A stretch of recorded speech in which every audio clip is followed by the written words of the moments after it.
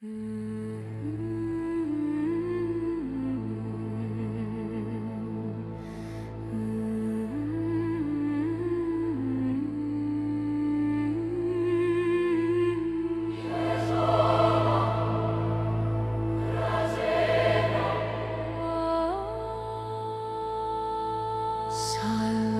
Regina, Mater misericordiae, vita dulcedo et spes nostra salve. A te clamamus, exules filii Eve, a te suspiramus, gementes et flentes.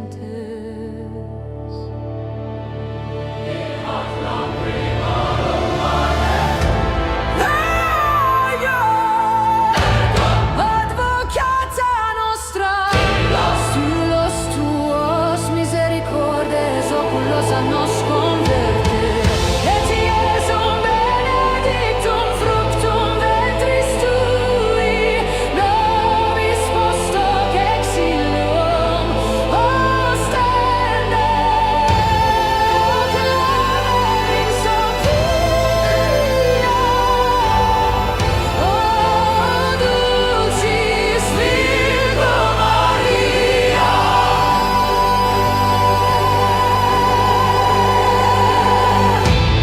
Ave Maria, Ave Maria, Ave Maria, Ave Maria.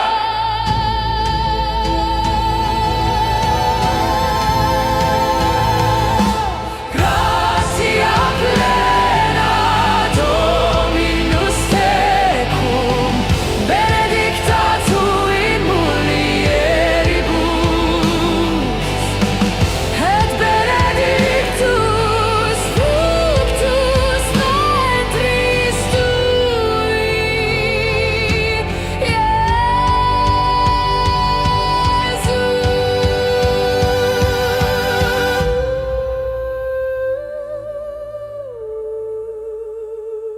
Santa Maria, Mater Dei, ora pro nobis peccatoribus, nunc et in hora mortis nostrae.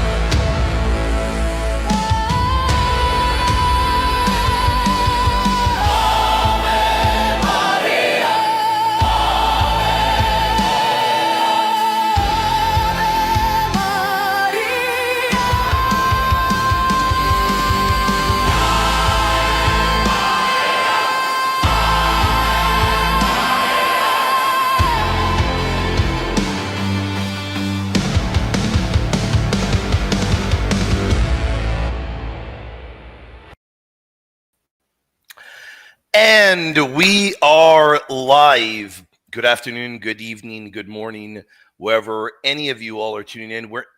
Don't think we're going to be joined by Gary today, but we might be later. And even if we're not, we're here. It is myself with the canonical sniper, Dr. David. Guys, how y'all doing? Hope y'all are having a great one. Lord bless everybody. David, how you been, my man? How you been, brother? Awesome. Very good weekend, full of duties, but also prayer and, grace from God and everything like that. So Praise God. thrilled to be here with you and join you, William. How about you? Great. How's the family doing, by the way? How's the little one? Great. Good. He's just, talking all the time. Good. That's good to hear. And enjoying everything, the snow and the weather and everything like that. So I imagine the snow. Have y'all had a good amount of snow? Yes, in January, yes. Wow, good, so good, far. good. Yeah. There we go. That's awesome. Not in Shout out to Texas, right? no. It's very, very rare when we get it over here. Now tonight it's supposed to get very, very cold, but cold for us is nowhere near cold for you all. Nowhere Mhm. even close to it. But supposed to get a little bit of cold tonight. But it's been good. It's been good. God bless all of you all. Audience, we want to remind you all. For those of you all that want to come up, you want to pick our brain, or if you want to challenge us, look, we don't have Gary. Come on up and, we'll take all of you all. Come on, man. Including This is your all of, chance. This is your there you chance. go, man. Including all of the Alianza. Gary's not here. He won't be here today. So, yeah. So, guys, come on up. If you have any questions, you want to challenge us in the canon, cool. We'd love to hear from you all. But if you don't want to challenge us in the canon, that's fine as well. We'd love to hear from you as well. Ask us anything, any questions you may have on your mind as well. Whatever questions you want to challenge us. I know we have people from the Spanish-speaking community that have been tuning in lately. So, hey, and I know they're bilingual. So you guys have anything on your mind, come back here. Did I pin the link?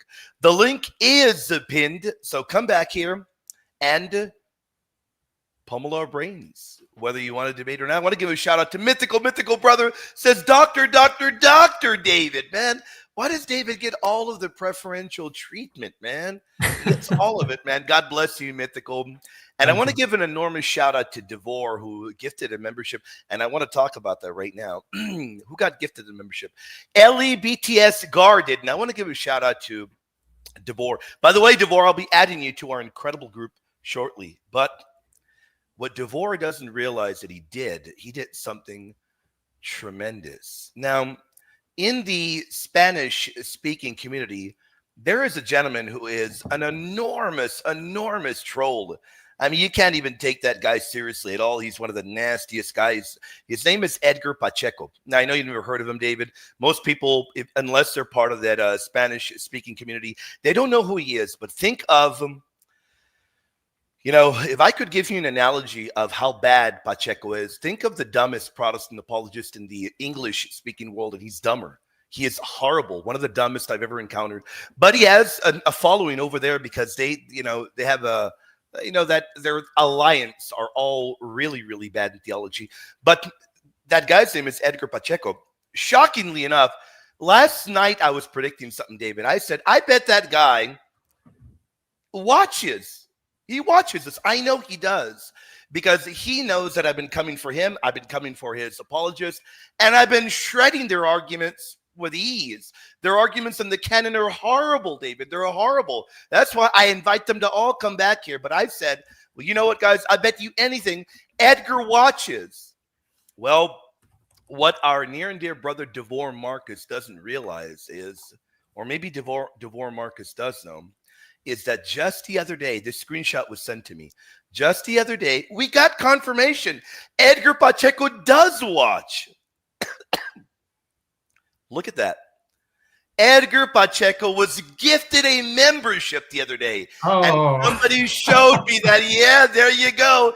Edgar, how you doing? Now we know you watch. We know you're watching, Edgar. All courtesy of Devore Marcus.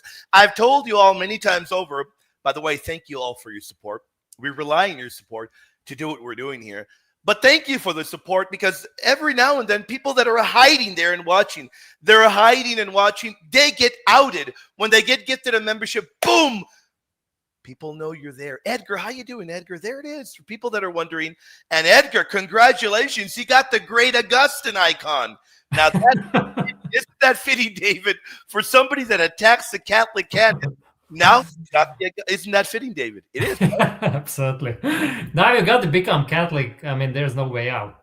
There's no way out, Edgar. Educate yourself, become Catholic, and elevate your arguments, Edgar. I got to tell you, because if you do decide to debate, which I know we all know, by the way, come on, guys. Edgar, the challenging me to debate, and I accepted. Look, guys, I've agreed to debate Edgar in his own language, his own native language, man. I mean, it isn't my native language, and I've agreed to debate him in it. What are you waiting for, Edgar? But I tell you one thing, Edgar, the old arguments from the 1800s are not going to work. they're just not going to work in debate, Edgar. I got to warn you. So you got to elevate your argument. So make sure you're tuning in. We're glad that you're a fan. We're glad you got a membership. And hey, you got outed, man. You got outed. I don't know, brother. I don't know if that's possible. Maybe somebody knows. Pacheco el payaso. Yeah, there you go. That means Pacheco the clown. The guy, without a doubt, is a clown. Without a doubt. Oh, that's ahead, really that's interesting. That El Payaso means clown because in Hungarian it's payac. So it's the Really? same. Yeah. I didn't know that. Okay. Yeah. I did not know that. So it's very similar then. Yeah. We do have some shared words. It seems like. Yeah. All right. Very cool. I didn't know that. Very, very cool.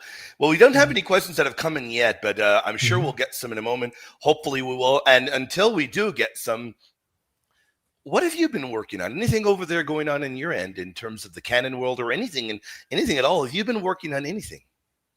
Yeah, you know me, William. When I start researching a topic, I'm just researching it for a long time because I really don't want to miss anything. No I doubt. really want to turn each little stone. So Yeah. since I mean, it has been a whole year 2005 when I started researching the Book of Judith and its historicity. I don't take the position that it's like clear allegory or fantasy or something like that, but of course that needs to be nuanced. So Right.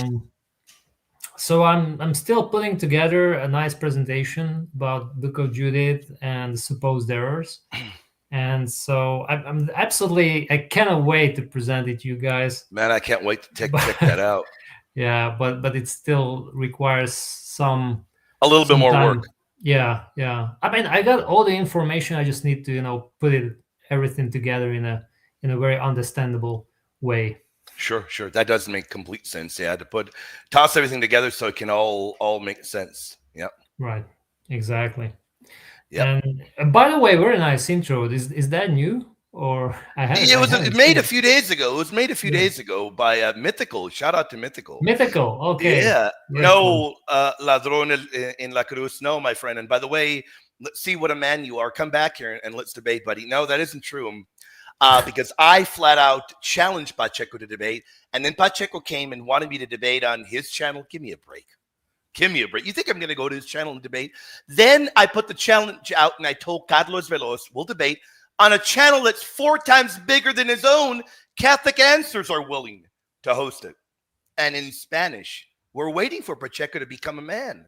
To man up, man. Now, ladrón en la cruz, we know that you're not a man either, but if you become a man, the way we wish Pacheco would become a man, because neither of you all are men, well then man up and accept the debate. Guys, come on. In your native language. Come on, man. Not even in English, man. Your native language, and you've got your hero terrified. Look, I get it. For a guy that gets tattoos of triangles on his neck, which, by the way, he does, David. He gets tattoos of triangles on his neck. I totally understand why he'd be scared of debating. Yeah, it totally does make sense. All right, let's see. It's a dumb question. It's not a dumb question, man. No, we'll take it. Any questions you all have, we'll get the ball rolling. But we do want y'all to come back here if you are able to. If you are able to come back here, let us know. And come back here, you can ask us any questions.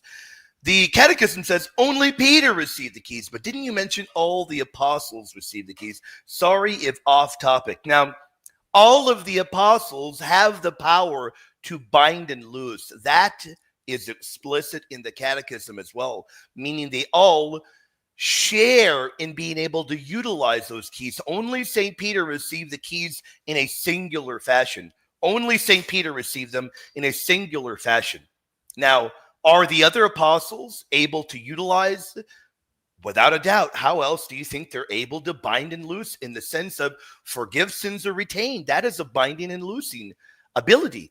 Now, the other thing that is very clear in the Bible, by the way, this interpretation is officially from our councils. The other thing that is very clear in the Bible is that you need to be united to the head. So it isn't a matter of any Pastor Bob or Pastor Billy Bob or Pastor Pacheco or whatever pastor being able to go to the pulpit and say, all right, well, I've got this power. No, the power is handed on by the laying on of hands. That is how power is transferred. That is how it is handed on. And we see that very clearly in the Bible, meaning to tie that into an issue of the canon. In order to be able to discern the proper canon, you need the apostolic church. You need that church that Christ founded. So it isn't a matter of, well, I'm a believer, meaning I can bind and loose too. No, that is not the way that it was taught or believed in the Bible. The idea of binding and loosing, it was very, very clearly juridical. It was handed on by the laying on of hands. It wasn't merely a matter of, okay, well, I'm an outsider, and I don't even believe the same things that you believe, and now I've got this power. The church has never believed that. The church has never, ever taught that. Anything to add to that, Brother David? No, I basically agree. I don't think I can anyhow extend your answer. It was pretty much laid out. Pretty clear. And you get that. I mean, there's a very clear reason, faithful. There's a very clear reason why St. Jerome submits to the authority of the saintly innocent. I mean, there's a very, very clear reason. And that is because the paradigmatic model in the ancient church is that of Catholicism, that the Pope is the Bishop of Rome. He is the one who is the shepherd of the church. St. Jerome submits to the authority of saintly innocent. And Innocent, the Pope, St. Innocent the Great, as you know very well, David, you can confirm, was a phenomenal proponent of the Deuterocanon, wasn't he? Yeah, absolutely. He decreed his letter in 405 to Exuperius, if I'm not mistaken, to the Bishop of Gaul, and interestingly, later on, Pope Nicholas I hearkened to the decree, which was again addressed to the bishops of Gaul. So apparently it's authoritative. It's not just random letter here or there. Right. Yeah, no, that does make 100% sense, right? I mean, that's very clear, isn't it? Yep. Now, another thing that we got asked the other day, and I'd like to get your opinion because it was asked to me and Gary, but you weren't around, so let me pick your brain on it. And by the way, we'll take your other questions. Audience, if all you guys do is send in chats, we'll take them, but we'd love to engage with you all back here. So if y'all want to come back here, ask us a question, or if you don't agree, you want to challenge us, you're more than welcome as well. I'm sure in the over 400 people we have watching, I know that a few of you all are haters. I know it, man. Come on, we got a lot of the Evangelical Alliance in the Spanish-speaking world watching. They're obsessed with me now, so they're welcome to come up to be big boys because they can talk a big game, but when it comes to performing, they don't perform a big game. But we'll go to you all later. Now, here's the question that came up. Do you think two things? We know Rome was a real council. But you think there was a canon list at Rome? Yeah, that's a difficult question. Right. You're right. There certainly was a council. In fact, there were several councils in Rome. Yeah, you're right.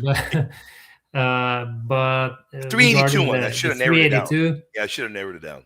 Yes. Well, Jerome very clearly speaks about the council, and he speaks about the council as a council of the East and West. Mm-hmm. So even though it's not clearly an ecumenical council, or clearly wasn't, nevertheless, Eastern bishops were present at the council. He mentions Epiphanius, Paulinus, and perhaps other bishops as well. So we've got even a bishop from Antioch there. So we have Antioch, we have Salamis, and others. So now whether there was a canon or a decree regarding the books of the Bible, that's another question. It's a separate question, I believe, and there are some scholars who try to persuasively argue that certainly that canonical list does come from Rome, or or from Pope Damasus, who convened the council. Right. And here's the problem: that decree or decrees were interpolated. Right. So most probably, as Danziger says, if I'm correct, the later ones, the later sections are interpolations. That's very clear because it mentions the Council of Chalcedon from 451, which, Yeah. we're talking about the Council in 382, which is prior to Right. Chalcedon. So that's apparently a later addition. That is no doubt. Yeah, but the first section, that there doesn't seem to be a problem with that. Now, some people say that, well, the canonical list is an interpolation as well because it follows Jerome's Vulgate, the order of the Vulgate, and it especially because it mentions Lamentations. So it mentions Jeremiah cum synod and with his Lamentations. Now, the problem is not all of the scholars detected this, but some very good ones, yes, like Pierre Maurice Boguet, who did discover manuscript where it mentions only Jeremiah and not Lamentations. So basically, the list would be very similar to Carthage and to the Carthaginian council. And he says that that's certainly the original or the earlier version, because why would you, delete or omit Lamentations from the later version? It just doesn't make sense. So probably this version, the list was, specified that it's with his Lamentation. So somehow, adjusted to the Vulgate order. So that would make sense. So if we have an earlier version of that canonical list, then that might be original to Damasus. So Sure. I'm absolutely open to it.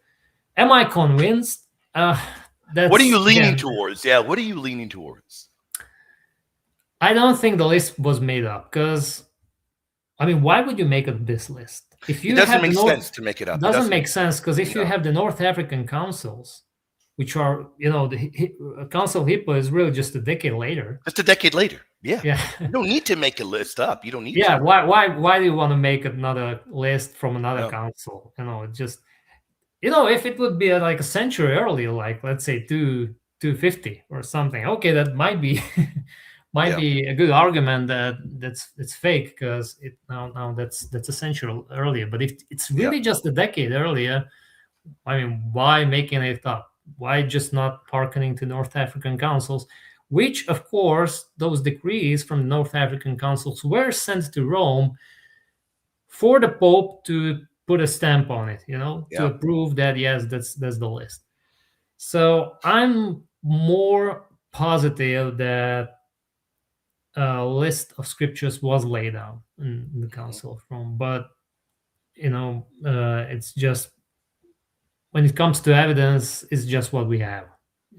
We have some kind of different versions and versions with later interpolations and so on. Yeah, no, I'm completely with you there. Great point. Phenomenal point you made there. Let me see. And yeah, you're right. I kind of waver back and forth between my thoughts on that. But to be quite honest with you, as I've noted many times over, we don't need that to be to show the canon is very early. We've got the North African Code right there in the very same century. Just a decade later, right there, 393, 397, and then the Carthaginian one that repeats it in 419, I believe. And Pope Innocent. And Pope St. Innocent, yeah. Yeah, that's right there in the 400s, right? I forgot what year. 405. Yeah. Okay, yes. I was going to say 404, 405. Yeah, so Rome isn't really a game changer in this, so you can just stick to the North African councils and Innocent, and you're fine. And which is why I said a few days ago when a few of those boneheads came up, I said, I don't need Council of Rome 382. I don't need it. And they thought, oh, well, look, we got you. No, man, I don't need it. I don't need Rome 382. I can argue for it.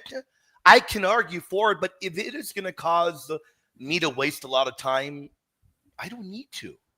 I can utilize the North African code. And with the utilization of the North African code, you've got the canon very early on right there. So I don't need Rome. And I think that is the issue that these people don't know any better about. Yeah, exactly. Right? Yeah, I don't think they know better, do they? Yeah, exactly. By the way, we got very good questions in the chat We do. on the Apocrypha Apocalypse as well. Do we really? Yeah, yeah. Okay. Guys, make sure you hit @ on the Apocrypha Apocalypse, and David will check them out. Because, guys, usually when Gary is here and over the Apocrypha Apocalypse, he'll tell me, hey, man, we got it over here. But Gary is not here today, guys. He won't be here. So I can, yeah, I can probably read the first one. So it says, yes, please do. Why doesn't the Catholic Church accept third Maccabees? Let me see if I can find it. That's over there in the Apocrypha Apocalypse? Yes. It's from ASBA 8048. I am looking for it. Okay. ASBA. Well, if you can read it, and I'll try and find it. Because, guys, remember, I am on patristic pillars. And Gary, when he's here, is always helping reading over there. But yeah, I can't find it. So yeah, go ahead, brother. You want to tackle it? We'll. And then we have, by the way, a super chat over there as well. Yeah, that one I do see. John Betts, near and dear brother. Yeah. By the way, with John, shout out to John. You got it? Do you have it? Hold on, man. Hold on. Let me get mine, man. Hold on. No, don't tell me you don't have it. I need to get it. Wait a second. Yeah, you get it. You get it. I want to give John a shout out, guys. So I gotta get up and walk over here. Thank the good Lord, my headphones are very long, and I got it right here. And I want to give a shout out to the brother John. Thank you so much, John, who is an incredible, phenomenal supporter of ministry. He's a near and dear friend, guys. He sent us a gift that is amazing, second to none. What an incredible, it is one of my favorite icons ever, right there, up there with the phenomenal St. Ephraim one. This is what he gifted us. All of the authors, look at that, man, look at that. All of the authors of Holy Scripture, an icon of it. Look at that. Incredible. I want to give you a shout out. Thank you, Brother John. You are incredible. That is an amazing icon. I got it way back there. I got it. I had to go get it. But I've got it over there. I've got it in display. It is one of my favorite ones. There you go, man. I got mine in the plastic, too. I got it right here, man. I love it, man. Isn't it beautiful? It's so nice. It's so beautiful that I don't want to, take it out from the plastic. I'm with you there, too, man. I got it in the plastic, too. And it really does fit in with what we do. Defending the canon. Debating the canon. It really does fit in. There you go. Legacy icons. John, thank you. Thank you if you're watching. Absolutely, this is phenomenal. You got Tobit there, you got Sirach there, and of course Baruch as well. So all the authors of both the Old and New Testament. Love it. I love it, John. Thank you so much, brother. Enormous shout out to the brother John. And don't worry, guys and gals, we will snag all of your questions. Don't worry, we'll get them. Because it seems like it's a sleepy Saturday morning, man. People are in bed. They're under the covers, and they don't want to come up. That's all right. We'll take your questions. But if you do want to come back here and debate or ask us something, we'll take that as well. You want to tackle the Maccabees one? Because I couldn't find that one. You want to tackle that one? Yeah. So why third Maccabees isn't in the canon? Well, because it wasn't received, if you want the short answer. But if you want to go with the historical evidence, then it's very scant. It's just problematic because no one seems to use it in any particular way as scripture is used, or maybe not used at all. Because I'm not even sure whether there are some persuasive allusions to third Maccabees. When it comes to lists, there really is just one, and that's the 85th Apostolic Canon, which we know is very problematic. Gary just had a chill stream, not very, probably a month ago. And so we showed how many problems you have with the 85th Apostolic Canon. It mentions Maccabees 3 books. Now, there's another problem. Which ones are those 3 books? We certainly know there's first and second because those were received basically by all. But When it comes to the third, what if that's first, second, and fourth? Right. Yeah. Or first, second, and third. So that's even not clear. But of course, many authors assume that by the three is meant first, second, and third Maccabees. Yeah. And regarding, some kind of allusions or quotations, I think we have one probably distant one from the Antiochian church, which is somewhat possible because the 85th apostolic canon seems to be composed in the Syriac church, Yeah. or somewhere in that region. So that might be an indication. But other than that, we don't have anything. Yeah. So of course we have manuscripts. We do have manuscripts, but manuscripts won't lead you anywhere pretty Yep. much because if you want to go with manuscripts, then you have all sorts of other books there, and you got 4 Maccabees there. Yeah. So Psalm 151, odes. yeah. Yeah, you got all kinds of things there. So in terms of the historical data or the available data, there's nothing out there which would Yep. make us think or believe that third Maccabees was received as canonical. Looking at the Eastern churches today, that's again, we don't know how it crept into the canonical list, but No. that's Eastern churches are a mystery for pretty much even the Easterners as well. Yeah, well, there's no doubt about that. And yeah, you bring up a really good point there, and I really want to hammer home that point. Audience, that was the way he laid that out was phenomenal. In that, yeah, you do have a third Maccabees appearing in some manuscripts, but of course you even have odes, and you even have fourth Maccabees. You have other stuff too. Another thing that we've got to put forth, that we got to hammer home this point, and Brother David knows this. Look, the canon is determined by the church through the guidance of the Holy Spirit, not by manuscripts, not by a manuscript proximity, because manuscripts can have all kinds of things there. So with that in mind, it was never, and I can say this with certainty, and Brother David will confirm with me, it was never received with universal liturgical or ecclesiastical reception. It just doesn't have that. It never did. It was never universally read liturgically. And I can tell you that with certainty. Isn't that right, David? Yeah, absolutely. Absolutely. Certainly the West didn't receive it in any terms. Even when it comes to manuscripts, of course, we have never recovered a full codex of the Old Latin. We just have a few books scattered throughout later manuscripts here and there, which come very late from the 7th, 8th century or something like that. Yep. So as far as we can reconstruct from those, the Old Latin or the Vetus Latina, third Maccabees wasn't there. So no, it wasn't. How could that be universal if it's omitted in the whole West? And yeah. As I said, okay, you can point to the great codices, but that's just not, it just doesn't fly if you have other books there as well. No, it doesn't fly at all. And the other point to add, as you know very well, it is not there. You don't have it in the North African Code, not included in any kind of fantasy land. It is not there in the North African Code in Carthage 393, Hippo 393. Carthage 397 or Carthage 419. It definitely isn't there at Florence. It's not part of the Florentine canon or Trent at all. So, yeah, simply not canonical. Brother David, do you know the patristic usage of it is scant, right? It's not very significant, right? Yes, as I said, there's one Antiochian figure. Now, right around the North African Code and beyond, I'm not aware of many. Definitely, you can't even fill one hand, as far as I know, in terms of patristic authors that would have utilized it, right? No. I don't know of anyone. No. That's odd. Yeah, so definitely not a canonical book, not not biblical.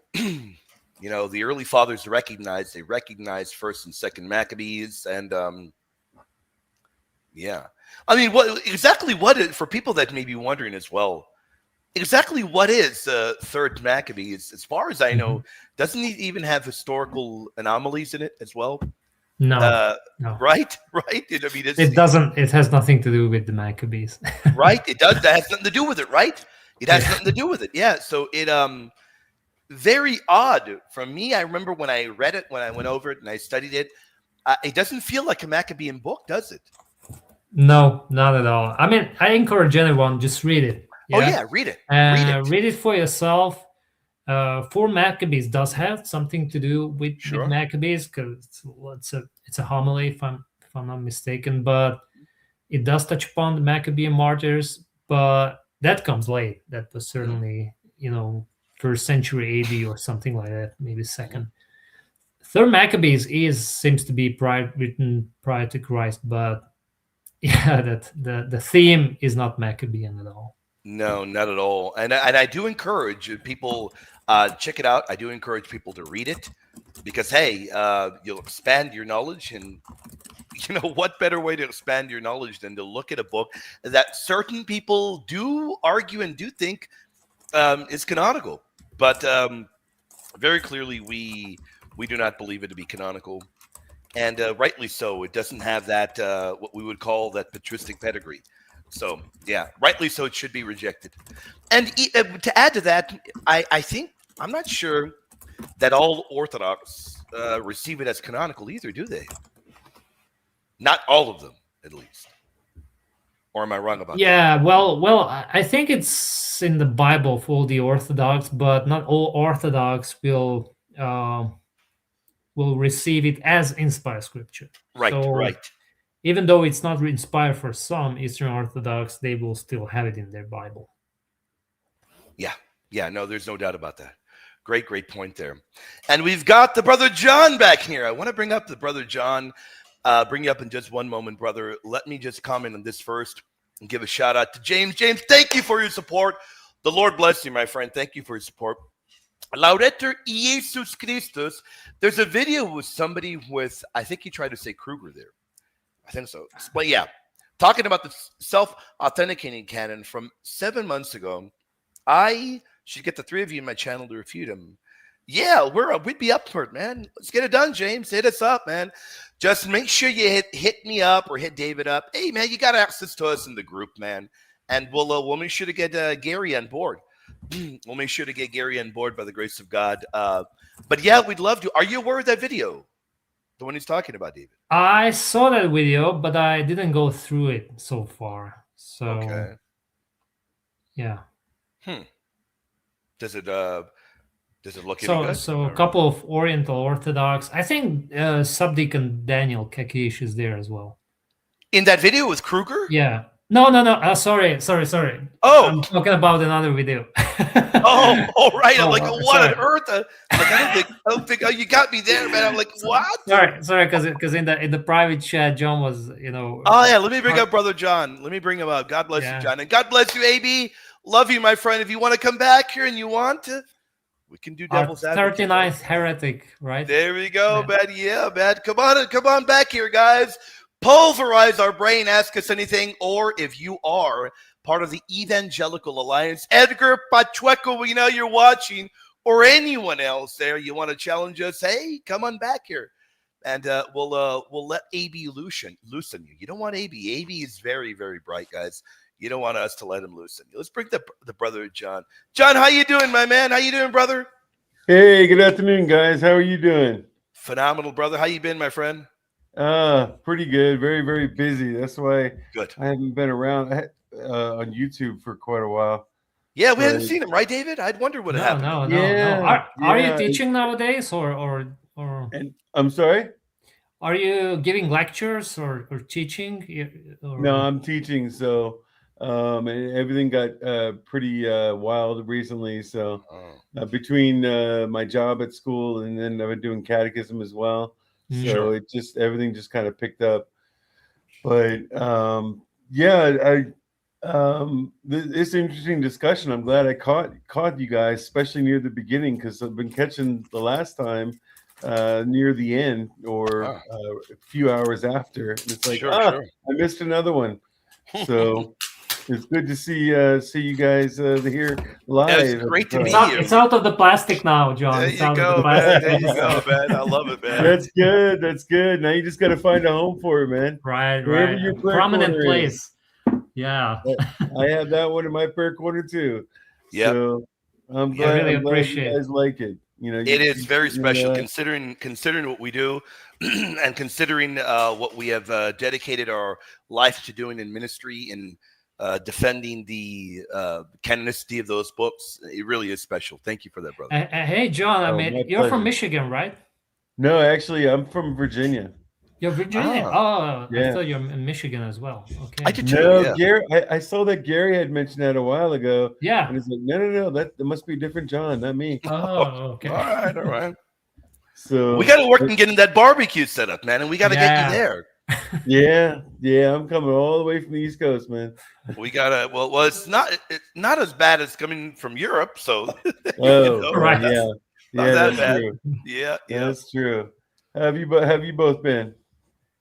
I've been phenomenal, as you probably know, very, very busy, but in a very very good way, busy. But working on a lot of material. Happy to be working on the material, and now working on a new project. I haven't announced it publicly yet, but it was requested by one of our great supporters here, and I've never done it before. So when it was requested, I'm like, man, you know what? That is a really, really cool idea. I want to do that. So. Started working on it last night. I've been working on it in the morning, and it'd probably take a little bit longer, but going to go over all of the Ave Maria in Greek, all of it, every line, every single line. What do the words mean? It will be a very tall task, so it's going to take a lot of time, and I mean a lot, many hours. But we're putting in a lot of effort. We want to look at what does every Greek word mean? How is it used elsewhere? But not only that, I plan to do the video as well in Spanish. And then we plan to also show the patristic usage of how they interpreted the Ave Maria. And then we're going to go into scholarship, and then a whole 2-hour video presentation comparing the fullness of grace of St. Stephen and that of Mother Mary. So I'm excited about that. That is one thing that I wanted to take a little bit of time to announce right now. Muy bien. Me gusta el título en español y inglés también. ¿Hablas español? Sí, un poco. Un poquito, sí. Yeah, you speak a little bit of Spanish. Not that bad. Not Very bad. Good. Pretty good, man. Pretty good. I give you Spanish. Look, man, a Spanish speaker's probably going to give my Spanish a 50, man. I don't know, man. No, I've been out of practice for quite a while. I used to speak it a lot, but well, I'm kind of forced to, being where I'm at, man, on the border, so I don't lose it. Oh, well, then, yeah. And then, hey, border, yeah. My wife's family. I mean, that's all. Exactly. There you go. So I got a little bit of an advantage there. Perfect. Perfect. How about you, David? What you been up to? Yeah, it's much better now because I had to finish my. I had to finish my thesis, my dissertation, in December. So I finished that. I had to finish my residency in October. So it was busy, but now it's much better. So I have more time researching the Diderot canon. Awesome there, Dr. David. Thanks. In more ways than one, I hear. So that's good. That's great. He's a canonical sniper, man. That's what we call him. Exactly. Well, hey, I'm learning from the beast. Doctor, so why not? Yeah, man. No, we all learn from Gary, man. Gary's a humble giant, man. We all learn from Gary. Gary's the man. He's the one. Exactly. And John, you're still writing some blogs. Yeah, I got into Bible in a Year now. I started that a few days ago, and I've been kind of blogging on it. Just not anything serious. Just whatever came across my mind as I go through every day, and but I haven't had time for a lot of other stuff. Busy. looked on X on or Twitter for various things. I know, like I can't remember his screen name, but I think it's Kevin Fernandez. I don't know if it's Oh yeah, I know who he is. no, Yeah. yeah. He's Says been blogging 33. about different Protestant apologists. Okay. I guess near the 16th, 17th century, Mm. who've been basically taking the same self-authenticating canon, like you were talking about. Mhm. And so that looked interesting, but I didn't get a chance to go through all of that yet. Other than that, I mean, I caught Subdeacon's Daniel's speech with or discussion with some other Oriental Orthodox the other day on the papacy, and Oh, that's right. That was your question. That was yeah, your that question. was the first time I've had a video in a gosh, couple weeks, at least one that long. So Mm. that was kind of enjoyable just to watch an hour-long video. So Oh. that was good. I actually had time to do it. So Did they deal with Ephesus there? yeah, they did. It Okay. was they didn't deal with everything, Mhm. but they dealt with a lot, and some of it actually was quite surprising because they shot down some things from Protestants. You hear from Protestants and also Eastern Orthodox. You know, as far as did Peter go to Rome and Yeah, they can. They're very they're very clear that yeah, and we love our Oriental Orthodox friends. They're very clear that if you are Chalcedonian, you've got the papacy to contend with. They're clear about that. They believe that. They Yeah, teach that's that. true. that's but exactly it. but then I'm sorry, I've got to turn it around on them. So I got to Yeah, turn around, and I got to point at them and tell them they're in a world of trouble because Ephesus it shows that they're not being consistent because it teaches papal supremacy is taught there, and not only that, it's taught in perpetuity. The language utilized there indicates that the Bishop of Rome is going to continue in his successors in perpetuity to the end, and that's Ephesus. And clearly, they don't follow that model today. So they're not only if they want to point the finger at their Eastern friends, we're going to point the finger at both, and we're going to say, well, hey, you got to hold up your end of the bargain too. And they don't hold up their end of the bargain, but yeah, they surprised me, you know, because they actually flat out said that the Vatican One papacy is there in Leo, now and now I was like, the one whoa, I thing never heard that before from the one thing any kind that of stuns Orthodox. me, the So one thing that stuns me more than anything is that people keep coming to me telling me that they hadn't heard that before, but they've been saying that on my show for 2 to 3 years, man.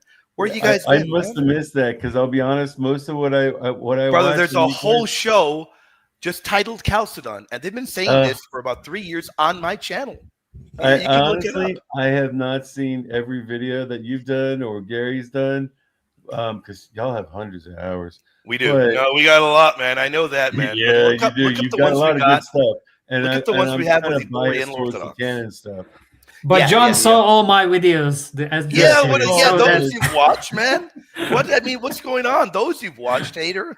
I don't Yeah, blame you, man. yeah, Those Esdras, I don't blame you. Those Esdras videos are second to none. Those yeah. Esdras I videos. went into the weeds on Ezra and Baruch and just had a blast. So with Yeah. David, it was great. it all started with you, John. So Hey, I with loved it. your I mean, I Here's was the link, geeking by the out way, like John. crazy. I'm putting the link right there. It was over 2.5 years ago where I had Oriental Orthodox on, and they, before they ever even did this show, they spoke about this in my channel. So you're going to find it right there. It is on. I provided the link for you. Check it out, man. All right, awesome. I will definitely check that out because that when I heard that in the discussion, it really surprised me. Oh yeah, no, they definitely they agree that. I mean, and how do you argue against what Leo says, Pope Saint Leo the Great? Yeah, It's very clear. I mean, very, very basically. clear. Yeah. and it was, you know, but I like Subdeacon Daniel anyways. I mean, Oh yeah. I've seen enough with him and with you and Oh you yeah, know they're great. together and different collabs they all done. Oh, they're great. So I got nothing bad to say about Sodikin or any of them. I'm on, to be very clear, all of their I'm on good terms with all of them. In fact, Agan, I'm on good terms with him, with Subdeacon, with Vartan, with all of them.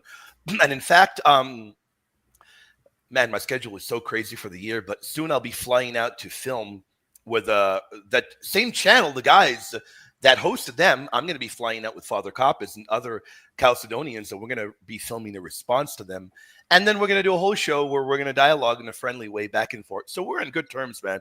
There is zero bad blood. Subdeacon will tell you there is zero bad blood. We got no bad blood.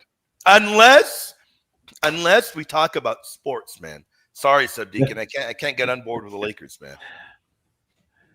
I can see it. But yeah, it was actually an enjoyable discussion, and I would love to see some of y'all discuss some of the issues. But then again, you may have already on that link you gave. So I'll you're gonna love that link that we gave. You're gonna love it. Check it out, man.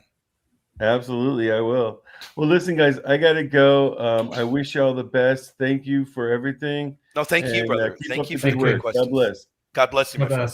Yeah. Take care, brother.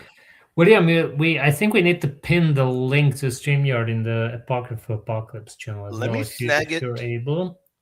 I don't. By the way, we have to log in. Hold on. Let me go. Let me try. You know what? Let me just log into the Apocrypha Apocalypse. Can you maybe hold on? Let me pull up a chat. Maybe if you can take it really fast, I'll go do that. Mm-hmm. First off, I do want to call out Asbat, who sent the super chat at the Apocrypha Apocalypse. God bless you. I think that is the one. Is that the one? Okay, gotcha. Okay, cool deal. Yeah. Apostle Yannick Aka claimed that used clothing is a sin. What on earth, man? Oh, man. I don't know, man. That I guess a lot of people are sinning, man. A lot of people, especially if you got brothers and sisters, you had children, and you pass down their clothing to their siblings. I guess that is a grave sin. Then that's wild, man. I don't know why some people would make those horrible arguments. Matt Shannon, shout out, God bless you. I want to say, James Tay says, hi, happy feast of St. Anthony, St. Prissa. Thank you, brother.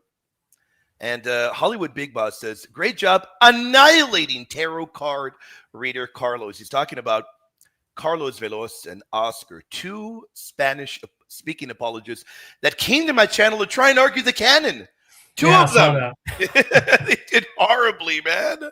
Thank you, Hollywood Big Boss. Thank you. Yeah, but the canon wasn't closed until Council of Trent. Give me a break, man. My goodness. David, could you maybe talk about that a little bit for a few seconds? I'm going to hop over to the Apocrypha Apocalypse, and I'm going to pin that link. Let me go ahead. Sure. I was like, you, bro, William, you actually addressed that, right? You said, what did Trent do? I mean, just read the minutes or the acts of the council. You know, everybody's talking about Florence, like everybody, you know.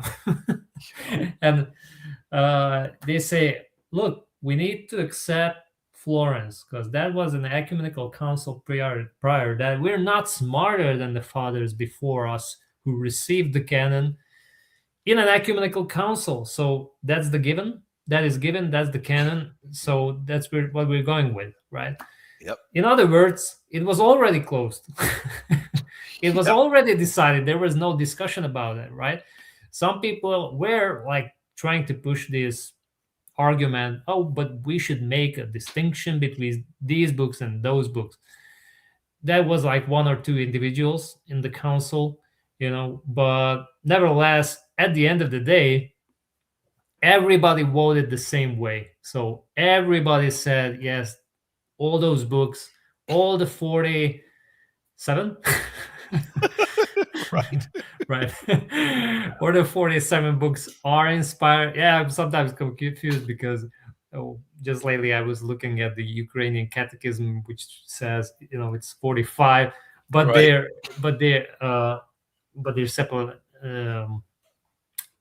They separate the letter of Jeremiah. So nevertheless, basically everybody voted the same way because everybody was convinced all those books are inspired. All of them are received. It was given, it's given, it was passed down as this, no discussion about it. So period. It cannot be open, therefore. There's no way.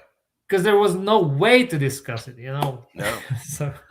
And this is outrageous. And I got to be honest, guys. Maybe a lot of people don't like my honesty, but I have gone over. I am able to hear in Hollywood Big Boss. I don't know if you are. Maybe you're probably bilingual. You know Spanish. I've gone over to the other world, if you will, Spanish-speaking world, and I've heard what they are saying over there, why on earth are the Catholics in the Spanish-speaking world not shutting that down? You guys got to do better over there. I went and I heard videos and debates in the canon debates by Catholic people, and they were bad arguments. Guys, you got to read. Catholic people, you got to read. I heard people debating Veloz and Oscar. These guys are neophytes. You shut them down without even breaking a sweat. But you got to read. You got to know the material. You've got to read. These are horrible arguments, man. Terrible. Yeah, I mentioned, Gary, one big problem which might, mess up everything. And as you said, people don't read. And of course, they especially don't read if something's not translated into English. So unfortunately, we have the Acts of Trent only in the original language, in Latin. Right. And nobody bothers reading that. Of course, I do understand that. But if you are going to make these stupid arguments, then first at least take your time and go at least through those important section related to it. And we have some of it translated to English. Where was it? Is that in Mali? Well, I'm not sure. Like little pieces, not I know. I know who's the guy. Not Mali. But that's not a translation. That's no, just little pieces. That's it. It's not a translation. There, as far as I know, there is no English translation. Yeah, like word for word, No, there's no. There's no. I mean, I can. I mean, I would be. That's a lot of work. Shocked. It'd be a lot of work, and we got to remind you guys. Guys, let me remind you all. Very often, I have people tell me, "Well, why don't we have this? Why don't we have that in English?" Guys, if you all knew the amount of work that went into translating and writing, hundreds upon hundreds of hours. And if the demand isn't there and if people are not supporting ministry, then the people can't do it. I've had people tell me, professors, well, hey, look, if there's no demand and I don't get paid, well, how am I going to feed my family? I mean, do I go poor and do I live in the streets as I'm translating it? I mean, really, it's difficult. It takes a lot of time. So the closest you have in English is the history of the Council of Trent by Hubert Yedin. Okay. That's a 2-volume set, but I mean that's still not a translation. It's rather a narrative. I'm not sure if I have that book. Do you have that book? Yeah, it's on archive.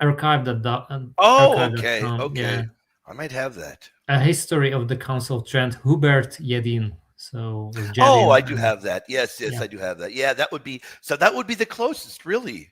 I think. Yeah. Wow. The best we have, but we have the. But we have the new English encyclopedia or New Catholic Encyclopedia, and it says, Esdras was removed or something. So that's authoritative, Yeah, and they'll quote from it as if the New Catholic Encyclopedia was put out by some bishop or by a pope or something with a stamp of approval from the highest authority. They'll quote it. I can never wrap my mind around this stuff, David. I can never. It's just garbage. Yeah. No, it's bad, really bad arguments, garbage arguments. Yes. Terrible. We got a very good question with him, by the way, in the chat, and I think it's very appropriate for you to answer. All right, let's do it. Boritsua Samurai 97 says, "Hey guys, I wanted to ask how you find and detect fake quotes." I usually just buy and read all of person's works, but that can be laborious. 2 fake quotes.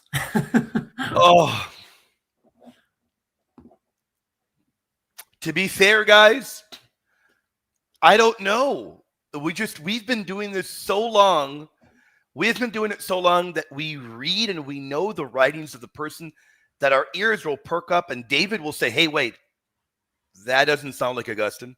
Or, hey, wait, that doesn't sound like Jerome. And I will do the same. We'll say, wait, that doesn't sound like Jerome. Or, wait, hey, that doesn't sound like Augustine. We just know. And then when our ears perk up, we go and we look. And if it isn't there in the English, and then we'll always look for a critical edition or the best English translation when available. And if you can't find them anywhere, we do all of our homework. Well, then you got a fake quote right there, and they're not hard to use, but you've got to know how to utilize the tools, guys. I got to tell you, meaning when we do the work here, we rely on critical editions when available, and we rely on the very best source material to bust people. We've busted a lot. I busted Anthony Rogers about 3 times, and now the brother David busted him on a quote not long back. And, we've busted people many times over, guys. We've busted them a lot of times, but of course, it requires work. You got to know how to use the critical editions when available, and you got to know how to do the research. But we've found very often people try to get away with fake quotes, don't they, David? Right. And as William said, it's basically raises a suspicion, that, that doesn't seem to be from Augustine or from Gregor of Nazianzus, talking about a Holy Mother like that, Right. Yeah. When it comes to Anthony Rogers, I was like, wait a minute, this really cannot be real, Especially coming from a Cappadocian, when Right. his fellow Cappadocians are very robust in arguing for the perpetual virginity of Mother Mary. It doesn't sound normal. And here's the other thing that made my ears perk up. And I remember when Brother David sent it to me, I was on the road, but I remember that we've got a book coming up on the perpetual virginity of Mary, Father Coppus and myself. Mhm. And in one of the chapters, Gregory of Nyssa is part of our chapter of the fathers that teach that Mary had a vow. So unless Gregory of Nyssa smacked his head on the wall and woke up and had a dual personality, it's fake, and it was fake. But we can tell. We know this stuff. Here's another thing. Guys like Anthony Rogers are frauds. They don't care to do the work. They don't care about doing the work. No. We care about our reputation, and we care about you all going out there and using fake quotes. We don't want you to do that. But I got to be honest with you guys. The people that we've caught, they don't care. We've caught Anthony Rogers more than once. He didn't remove those. He didn't remove them. I caught Ryan more than once. He didn't remove that. He continued. They continue and they persist in their lies using fake quotes. Sorry, I just don't respect that at all. I can't, David. I can't. And Right. I've caught them in the Spanish-speaking world as well. On the air, I caught Carlos using the fake Laodicea. And I just checked, because I responded to Anthony Probably because still got it there, right?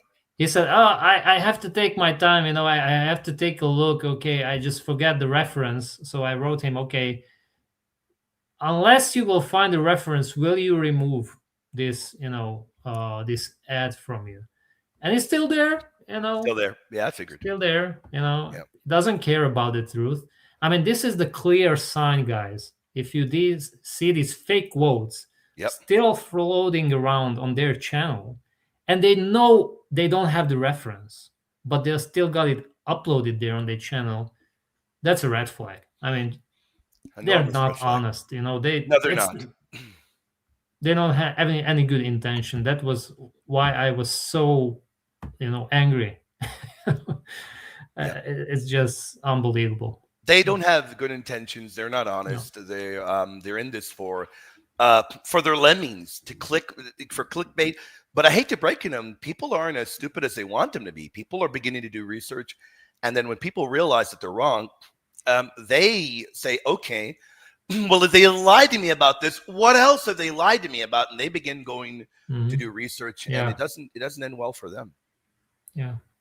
It doesn't end well for them at all. I do want to give you a shout out. Thank you, Hollywood Big Boss. And he says, "Thank you for Hebrews 4. He is the one that requested. And I did an incredibly deep dive into Hebrews 4. Part 2, Hollywood Big Boss. Where you been, man? I got it on Patreon, man. Where you been, man? It's been on Patreon for a week. I will upload that one to the members probably in a few days.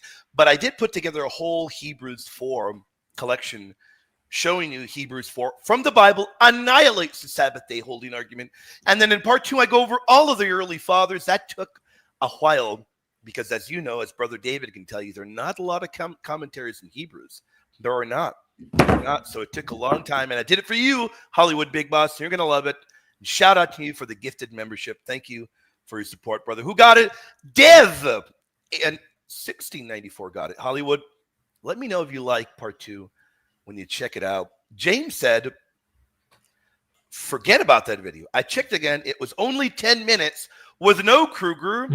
Oh, just what Kruger taught. Yeah, Okay. that's a yeah. Oh, okay. That's I a thought it was a Kruger video video, that I mean, it's about Kruger's arguments, but he doesn't but come out. no. It's actually John. This No. John Streamworld by William Oh, Cranman. Oh my goodness. Cranman. Yeah. Oh, he's one of the worst. Oh man. Yeah, I mean, I was interacting with him several No. times in his comments because for a while he was like very into the canon issue. Oh, That's man. just bad. It's just terrible. And, Awful, really bad. Look Yeah. at what I mean, and I'm not bragging at all, guys, but when I debated him and he tried to get into the canon issues, he did very poorly, very, very poorly. And I don't think John ever came up with any good argument. hey, he got streamrolled. I mean, He admitted it, man. He admitted it. He admitted it, man. He did, man. Dun64, shout out to you. I'll talk to Cameron tonight. Whenever he goes live again, we will make you a moderator, Dun64. The Lord bless you, brother. We'll do it, man. We'll make you a moderator. And yeah, I'll put you on the list. We've got multiple that are in line for a wrench soon. Don't worry. We're probably going to make 5 more in the year 2026 because people tend to vanish, man. They become moderators and they vanish. They vanish, David, and then they appear like a year and a half later. They're like, hi. Dude, you became a moderator, and as soon as you got made a moderator, you vanished. You went and you threw a party, and you never came back again. So don't worry, guys. We're going to be making more moderators. Let me take this one as you let me give my thoughts, and I'll let you give your thoughts. I'm going to get a refill very briefly. Shout out to Lena Molina over there at the Apocrypha Apocalypse. We made a moderator yesterday. Thank you for your support, brother. It says self-authenticating Bible. Sounds like a very Islamic argument for the Quran regarding the surahs. An ahistorical epistemological problem comes up. Without a doubt, it's a mess, man. But you find many in the Reformed. I'm trying to remember. I know Turretin does. The real Turretin made that argument. Did Calvin make that argument? Calvin, yeah, He Calvin. did, right? Mhm. So Turretin would have gotten it from Calvin. Yeah. Okay. Yeah. But it's a little bit different argument. It's still like authenticating. Yeah. It's a mess, though, isn't it? But yeah. But it's a distinct one from Kruger's argument. Yeah. Oh yeah, no, oh yeah, I agree it is distinct, but I got to be honest, guys. No disrespect to Kruger or any of them, they're all bad. I mean, you do not. Yeah. I cannot imagine how you can do that. Essentially, if you take Kruger's argument, he appeals to tradition. Oh, there's no doubt. That's what he does. I mean, Yeah. and if that's the case, if tradition proves canon, then tradition must be infallible. Yep. I mean, Yep. Yeah, no doubt about that. And you got a big issue, Lena Molina. You've got an enormous issue trying to argue for a self-authenticating canon. Number one, it doesn't make any sense at all. Because, yes, people are probably rolling their eyes. And, hey, you're going to be rolling your eyes till the end of time because we repeat it over and over. It is true. There is no inspired table of contents in the Bible. There is none. The Bible never lists which books belong in the Bible. That's why we named the show the way we did today. It never tells you how to identify. I would love for you to show me where Isaiah or Exodus or Numbers or the Gospel of St. Matthew, the Pauline letters, show me where they show you how to identify an inspired book. I'd love for that, right, David? We'd love to find that.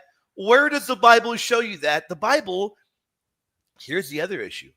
Where does the Bible, Scripture, where does it show you or claim that believers can infallibly recognize the canon on their own? No. In fact, Scripture presupposes authoritative teachers in authoritative positions, not to just anybody, any Tom, Dick, or Harry off the street, not at all. That is why you read in 1 Timothy 3, Lena Molina, that it is the church of the living God, the pillar and foundation of truth. Because if Scripture, if the Bible were self-authenticating, I got to be honest, David, that verse would never be necessary, would it? Oh, yeah, absolutely. Absolutely. And here's the thing, even if there would be a list of books in the Bible, let's say Revelation would list all the books, those which were written prior or something like that. Yeah. It still begs the question: how you know Revelation is inspired? So Yeah, how do you know that that? wouldn't help. So Yeah, you got a big issue there. How do you know that? And the issue is this: look, don't give me that. Well, here's what I've heard very often, David, and you've heard it too. Oh, well, when I read Revelation, it sounds inspired, like the Pauline letters. And well, how do you know that all those Pauline letters are inspired to begin with? If you got to tell me that Revelation is inspired because of these other books, well, how do you know those other books are inspired? And you go round and round and round, and you end up right at the beginning. Unfortunately, you're in a race car that can't start because Jesus didn't hand the apostles, he didn't hand them a New Testament. He established a teaching authority, a living, breathing church, and a succession of bishops. That's why he says, he who hears you hears me. And as you know very well, as we taught here many times over, before any New Testament book was ever even written, the early church, the church preached, they baptized, they celebrated the Holy Eucharist at Mass. And look, the church precedes the New Testament. Logically and historically, you need the church to discern the canon. And without that church, you run into a big issue, don't you, David? of course, yeah. You do, without a doubt.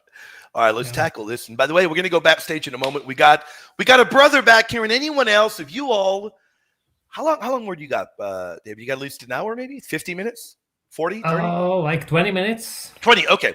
You go 20, and then I'll continue another 30, and then we'll wrap it up. Sure. Sounds good. Then mythical elliptical. Thank you, brother. All right, then we'll move it to tomorrow. Calvinist William is going to debate them on the canon.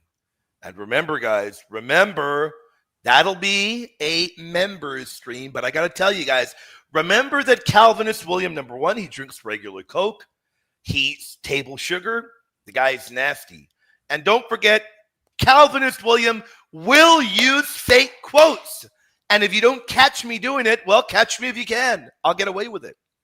I am going to use fake quotes, guys. And no, mythical and AB. No, man, I know the cat's out of the bag with Laodicea already. I'm not going to use Laodicea. I'm going to be filthier. In fact, you won't even know it unless you've been hearing our shows and you catch me. But I'm going to be filthy. I'm going to be Calvinist William is what I'm going to be. I'll move it to tomorrow. Oh, wow. Yeah, man. Wow. I'll move it to tomorrow for you, mythical. I'll do it for you, my man. Hey, William, what was the year you converted? The year, I want to say it's about 21 years now. 21. Wow. Yeah, it's been about 21 years now. Yeah. And you and before that you were a Calvinist. I sure was. Or... Oh yeah. Since the beginning, like. Oh yeah, for many years. Man. Wow.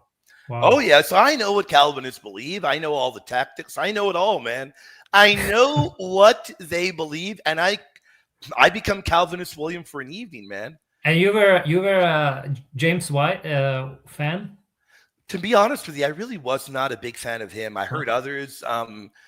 I was an enormous fan of Spurgeon, of the typical Reformed, famous preachers of old. I was an enormous fan of Calvin, of course, of the commentaries. I thought those are basically the best that you could ever encounter. But I was as Calvinistic as you could think of, man. So I know how Calvinists think. I know how they think very well. I know how they approach the canon. I know how they approach soteriological issues. And I know how modern day Calvinists view the Marian dogmas too. So you guys be ready, man. Calvinist William is not going to be kind. The guy, remember, and I'm warning them right now, David, I'm going to use fake quotes.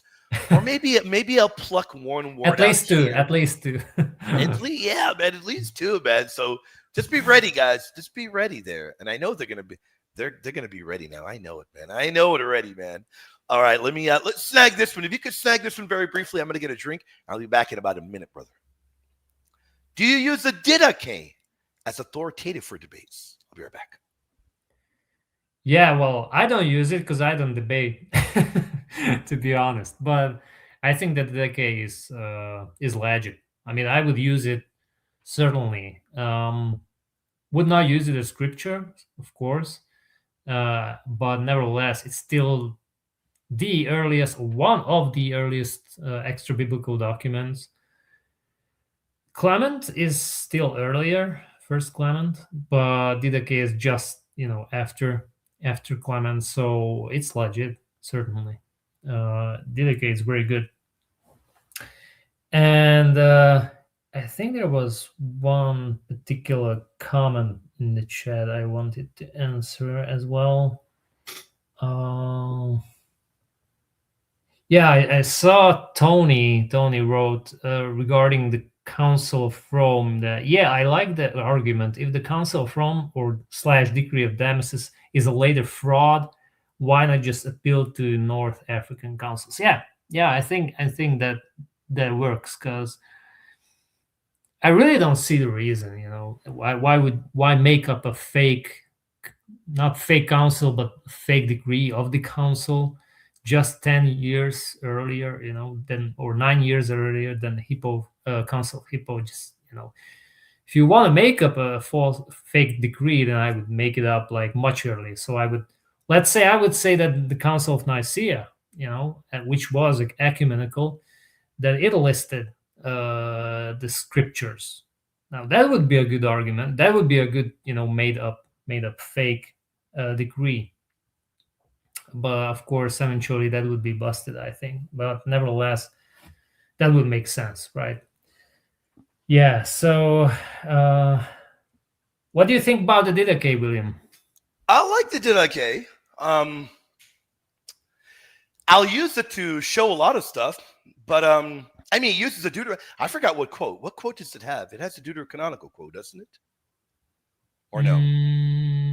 Maybe it harkens to Sirach. It might harken to Sirach. I don't remember. I like using the Didache to show the Sabbath is false. The Sabbath day keeping. I like that. Eucharistic keeping. I do think it does have its uses. So, depending on what you're talking about, I do like it. They're asking, what is your YouTube channel? Apocrypha Apocalypse. There you go, man. There you go. God bless you, William. Why don't you accept the debate? Because I'm not going to go debate on Pachueco's channel. If Pachueco has... El payaso. Yeah, el payaso. Si el payaso tiene los cojones, aquí estoy en vivo. Pero todos sabemos, Fernando, que Pacheco no tiene los cojones, y tampoco usted, Fernando. Fernando, como Pacheco, usted es un cobarde. You are a coward as well, brother. Come back here. Instead of telling me, why don't you debate him? Why don't you come debate me? Right? Come on, Fernando. Why do you, instead of throwing somebody else to the pit, because I'm going to butcher him spiritually. He has no chance, even in his own language. That is why Pachueco is running. But instead of throwing Pachueco to the lion, to be feasted on by a lion, well, why do you get the guts and come back here, right? Pero todos sabemos, Fernando, que tampoco tú tienes los cojones. Todos sabemos eso, Fernando. Talking about debates, by the way, I was watching your debate with Captain, Oh, how do you like that, man? Tezariak, or what's his name? Yeah. Mm-hmm. That was a slaughter. It was brutal, man. I can't understand why did he go into debate with Sam, because he was already buried. Now it was a bonus, He's done, man. It was done. An absolute burial. And I'm waiting. Sam twisted his neck with one hand, man. Yeah, and I'm waiting for him to accept. He wants to debate, from what I can tell. It seems like he wants to debate me on the perpetua virginity of Mary. Well, I think that he'll be a ghost by the time that debate is over. Especially if he accepts also the Deuterocanon. That's interesting. He does. Did you hear him in my debate against me? He accepts the Deuterocanon. How on earth? Yeah. And how do you even, I would love to hear his rationale for coming to the canon. But of course, something tells me it won't be a logical one. Something tells me it won't be a logical one at all, man. So we've got Daniel H in the back. Yeah, we do. Daniel H. Daniel, how you doing, brother? How you doing, my friend? How are you, brother? Hey, doing great, David. My friend. How great, are you? Brother. Good. By the way, I don't think you were here earlier. Let me tell you right now, man. Inspired by you, man. We're working on it, brother. You're gonna love it, my friend. You are gonna love it, brother. You there, brother? Yes, I'm here. Okay, there you go. There you go. What's up, brother? What do you got in your mind, my friend? So first of all, thank you for the Hail Mary in Greek. This is going to help a lot. At least Oh, me it is and going to help a lot. a few others that I'm chatting with. But for the purpose of this stream, I want to be a Protestant. And, Okay. And I want you both to attack me. We love it. And there you go. I want to try to defend it so that I can debate it a bit properly, right? Let's do it. So I'm going to tell you that historically, the canon matches the Jewish Tanakh. Apostolically, Jesus and the apostles endorsed the Hebrew canon. Textually, the Apocrypha lacks prophetic mark. Patristically, the early church fathers were divided. Doctrinally, teaches non-apostolic doctrine. And theologically, scriptures is self-authenticating. So why are you guys defending the deuterocanonical books? Go for it, David. I'm scared. Yeah, so I take the first point. Yeah, it does match the Tanakh. So what?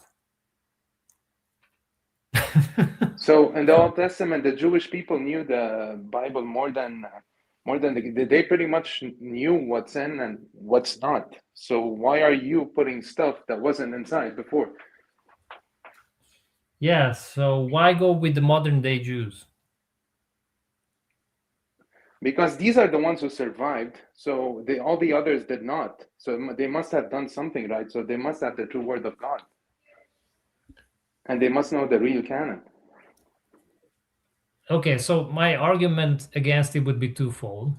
First one, so the rabbis, all through the history, for 2,000 years, had the correct Old Testament canon. They were all like universally in an agreement that was the canon, the Old Testament canon, the 22 or 24 books. But the Christians had no clue, right? They were divided. They were struggling. What is in the canon? What is not in the canon? So the Christians are wrong. How do you know then the New Testament is okay? If they were divided on the Old Testament, yet, of course, there were debated books in the New Testament. How do you know the New Testament is correct? First? So I'll tell you how, all right? It's very easy for me. The four Gospels, it's pretty much quoted more than 600 times with church fathers. So Okay. I'm just going to appeal to the church fathers. They're not an authority. I'm just going to appeal to them on what they quote on the New Testament. Okay. And I want to reverse engineer the Old Testament from what is quoted in the New Testament with some conditions, of course.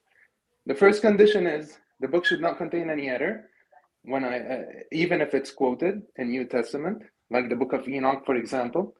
And it has to be in mass circulation. So these are my two conditions. And since scripture is self-inspiring, that's enough for me to make the canon. Yeah, I leave the self-inspiring for William. Back to the question. So, okay, I agree. The Gospels, that there's no dispute about the Gospels, but there are dispute about other books of the New Testament. Jude, Revelation, James, 2nd, 3rd John, 2nd Peter. 2nd Peter is not quoted before Origin. It's not. So isn't that an accretion? Wasn't that added later? No, I'm fine with 2nd Peter. I have no problem with that. I just want to that's go not the back to the question. old canon. But it was added later because before Origin, nobody quoted 2nd Peter, so it's clearly an accretion. And that's late. I'm just playing Ortland now. Yep.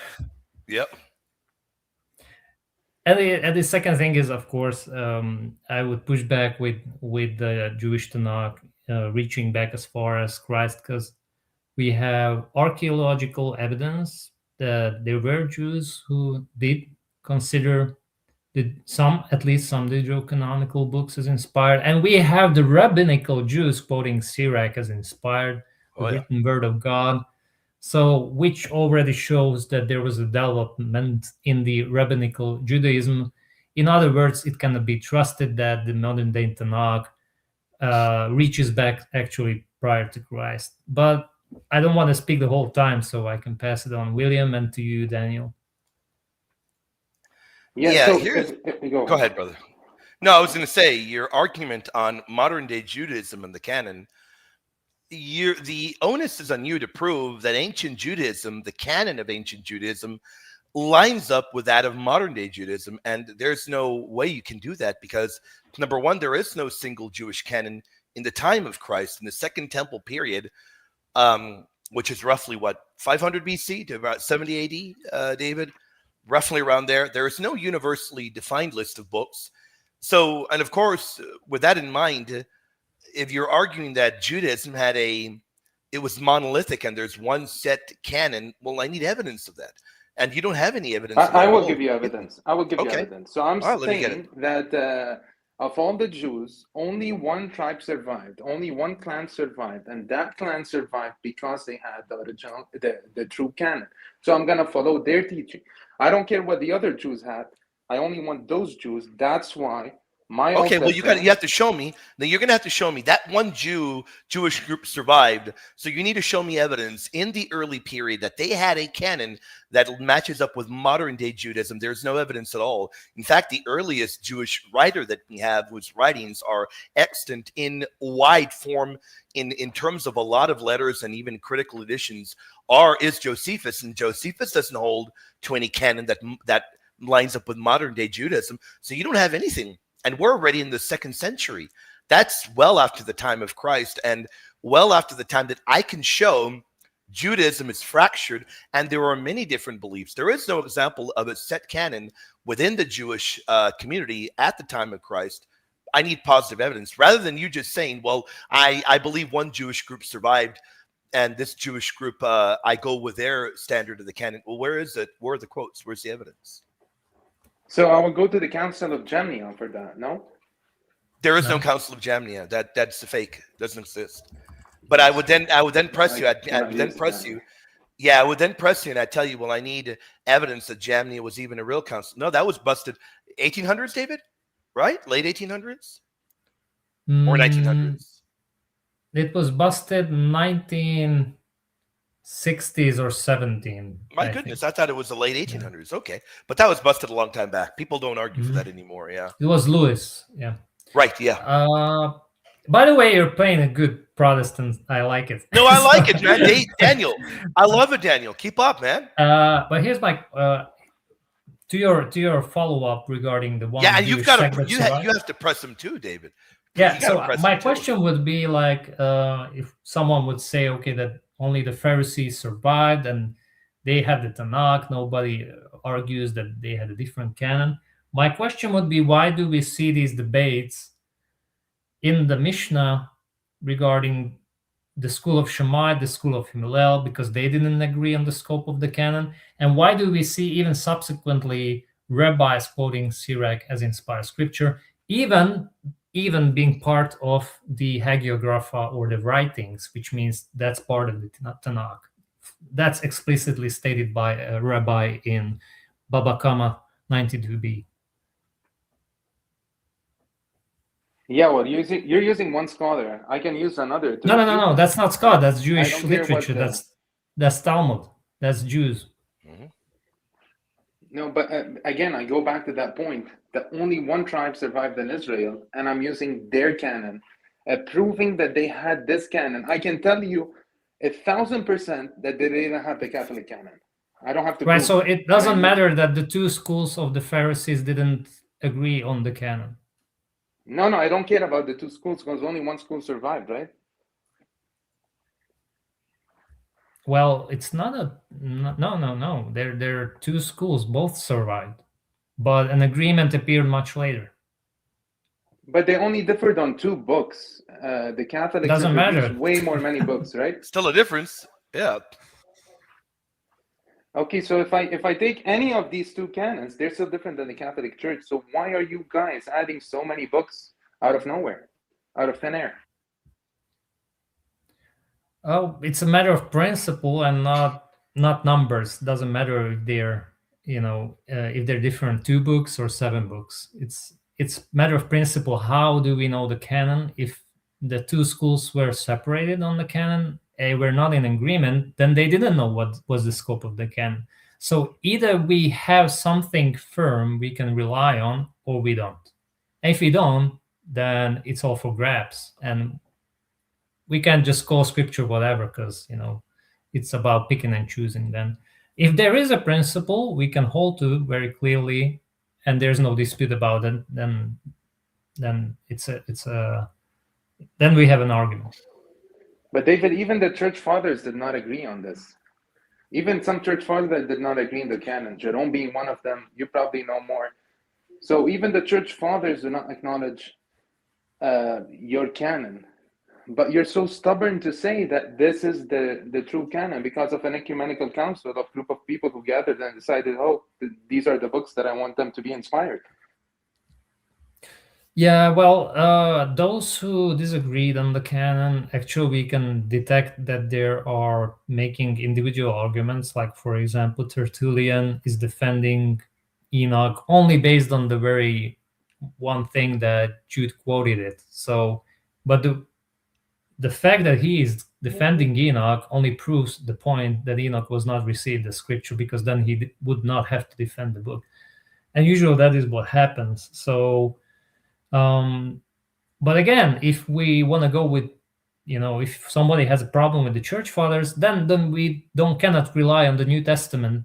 And that's why I was also bringing up the New Testament, because if somebody wants to attack the church fathers, then even Protestants have a problem, because then they cannot recover the New Testament. Okay, this hurts a lot. I cannot keep doing this. Okay. Thank you both. Guys, I enjoyed the conversation, but I will have to go. Yeah, no worries, brother. I'm going to continue for at least 30, 45 minutes. Brother, thank you for joining me, brother. God bless you, brother. Sure. Thank you both. God bless you, brother. By the way, Daniel, you did a very good job there. God bless you guys. We're going to continue just a few more minutes, then I got to wrap it up too, but we'll continue for a little bit. Brother Daniel, you did a great job. Can you hear me there? Oh, I think you lost sound. Anybody able to hear me? I was going to go live tonight, but Mythical is going to be busy, so we're going to move Devil's Advocate to tomorrow, guys. We're going to move it to tomorrow. Promise you guys, we'll move Devil's Advocate. He did a good job. Here's the one thing. Daniel, you able to hear me there, brother? Yes.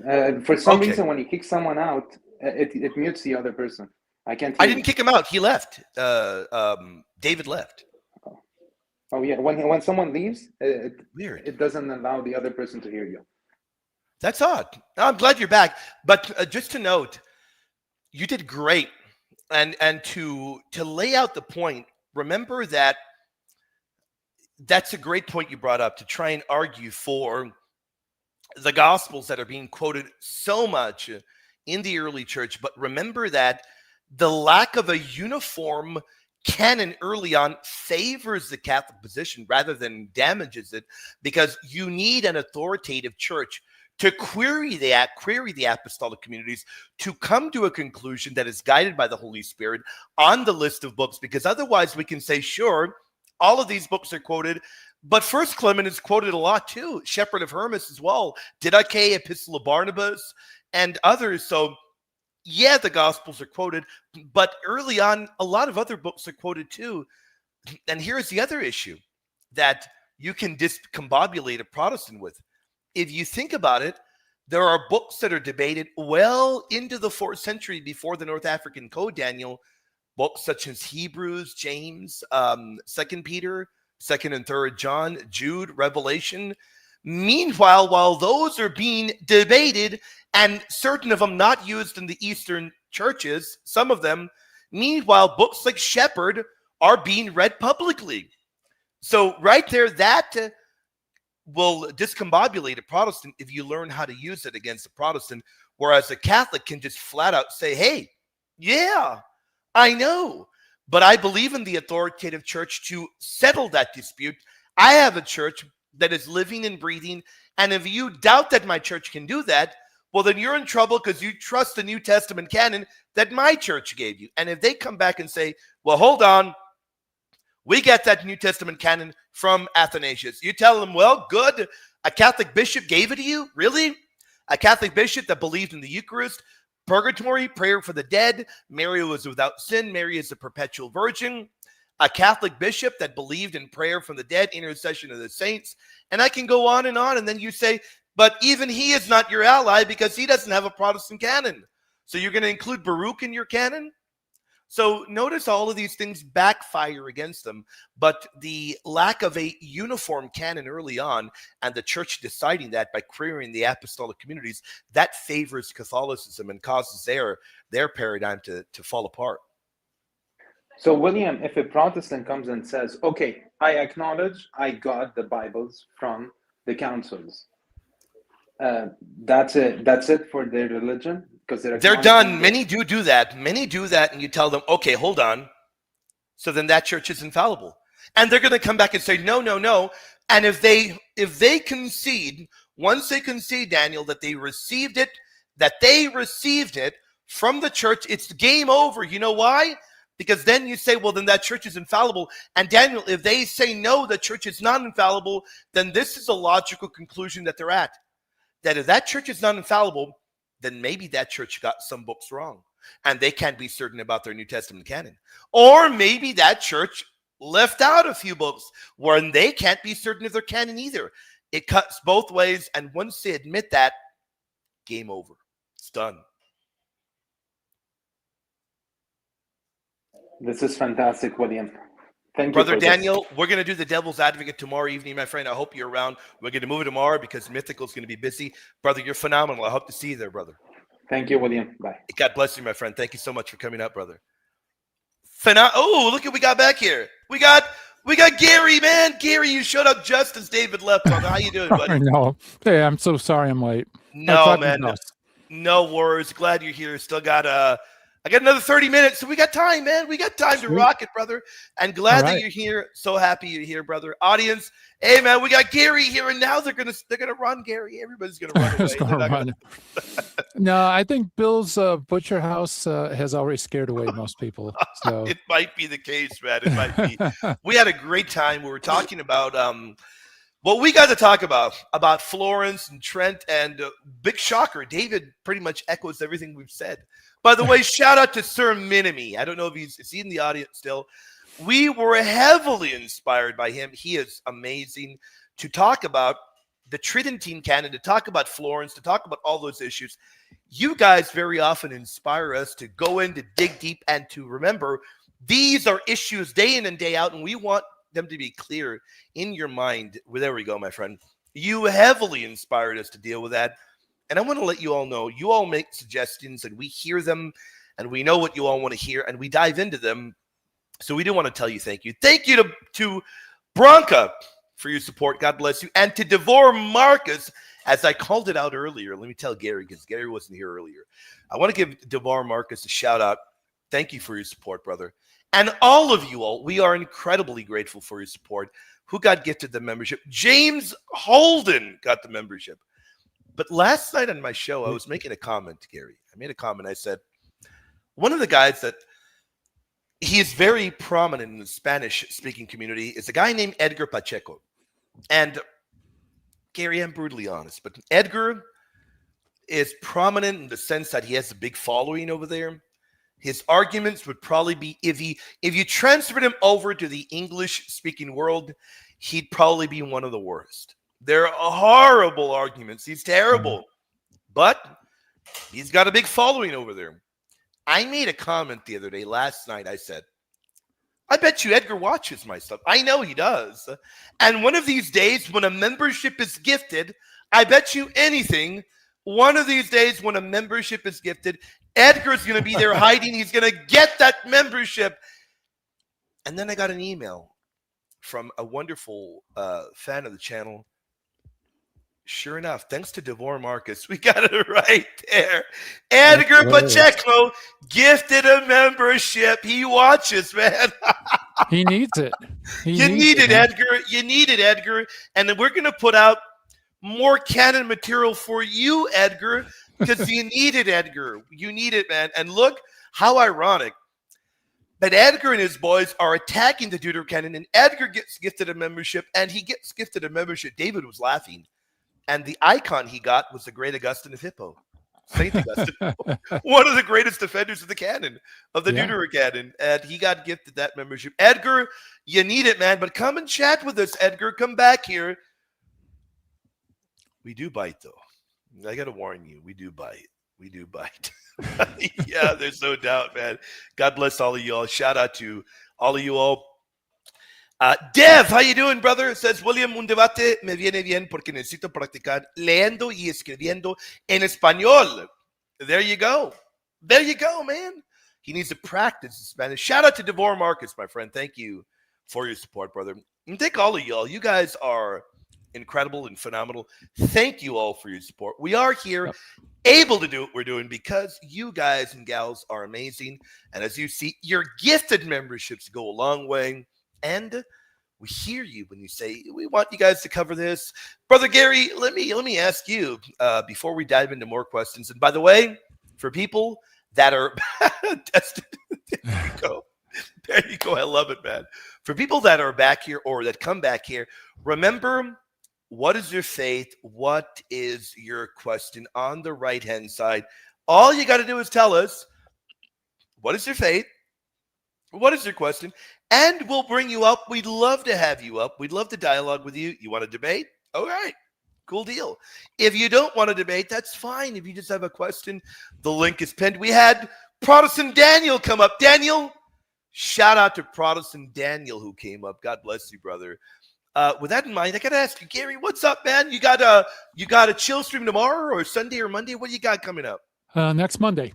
Monday, okay. Yeah, it's going to be on a subject that a lot of people aren't familiar with, but it's important, especially talking about Augustine, and that is the Mommsen Catalog, otherwise known as the Cheltenham List. There you go. Really? Yeah. So this is a list that has the Deuterocanon, which you almost never hear about. Wow. It's a strange list, but it's important. So that's what we're going to dive in Monday. Monday morning, bright and early, man. You're going to be diving into that. Now, is that going to be more than one part, or what do you have planned? No, I think I could do it all in one part. Okay. Yeah. And then that's a setup for the North African Councils, and then Jerome. Man, I'm thrilled and pumped for that. Let me. I got to pick your brain. Are you working to arrive to the medieval era? Are you working up? Is that what you're doing? Yeah, as long as I'm doing chill streams, I'm just pecking along, and hopefully we can get into the Middle Ages. I love it. Yeah. That's going to be a lot of fun. And people, if you're awake at the time, I know that that's the perfect time for our friends in Europe. I don't know about, I don't know what time that is in Australia. Oh, it's prime time in Australia. No way, really? Yeah, I'm an honorary Aussie. You know, they sent me a flag. Let's see if, here we go. It's over right here. Are you serious? Australian flag, yep. I'm going who sent you that? Born Again Sinner. No way. Why didn't I get one, man? Born Again Sinner, you're a hater. Oh, man, I love it, man. Yeah, I was going to take a guess. You gotta go on at 3 a.m. That's the deal. 3 a.m. That is prime time, man. Yep. Man, yeah, so that's awesome. That's great. You guys are phenomenal. You guys are great. We got the incredible Sir Minimi. Lord bless you, brother. Thank you for your support, for being incredible as well, my friend. I noticed a lot of times we have to talk to our Hispanic brothers with more assertiveness. Like when we talk to Muslims, it becomes a match of who's more assertive, who's more confident in their belief. Now, Sir Minimi would know. Sir Minimi is, I believe, eres mexicano, ¿verdad, Sir Minimi? Creo que eres mexicano. I believe that Hispanic, or I don't remember what our friend said, but the behavior, and I do know this as being one that lives right here in the border, as being one that used to go over there very often. Before COVID, I would very often go over there and give talks. It kind of not as much anymore, but I'm still in the border, still visit over there very often. And I can tell you that that Catholicism, unfortunately, the way Catholicism is viewed and treated by our evangelical interlocutors over there is in a very nasty manner. Their level of hatred is at an all-time high. So the kind of videos that you get and the kind of responses, and the whole audience, everybody can confirm, Sir Minimi can confirm, and others, the kind of responses you get in the Spanish-speaking Protestant world are not replies that you're going to get from individuals that act educated. They act borderline barbaric, Gary. They will mock the faith. They will shatter statues. They're disgusting in their behavior. They're some of the filthiest behaved persons that there are. And it's lamentable. It really is. Some of them behave, but the grand majority of them behave in a very, very vile manner. It's a completely different world. As I've told you all before, the worlds are different. The English-speaking Protestant world is very different from the Spanish-speaking Protestant world. They're night and day. In the English-speaking world, you have people that want robust dialogue and they want robust debate. In the Spanish-speaking world, it is a matter of, can I be toxic to the point of scaring you away? And can I debate and use 1800s level arguments and I hope that you don't know them. That is the level of argumentation. If you hop on over there one of these days and you auto dub one of the videos, they're very bad. The arguments are from the 1800s. They've been dealt with. They're just not aware that they've been dealt with over there. So they're pretty bad. Wow. Yeah. I'm glad that I don't speak Spanish then, because no, you'll definitely feel very you'll feel filthy once you go over there and then you come to the other English speaking world. But hey guys, the butcher shop has been open now for them.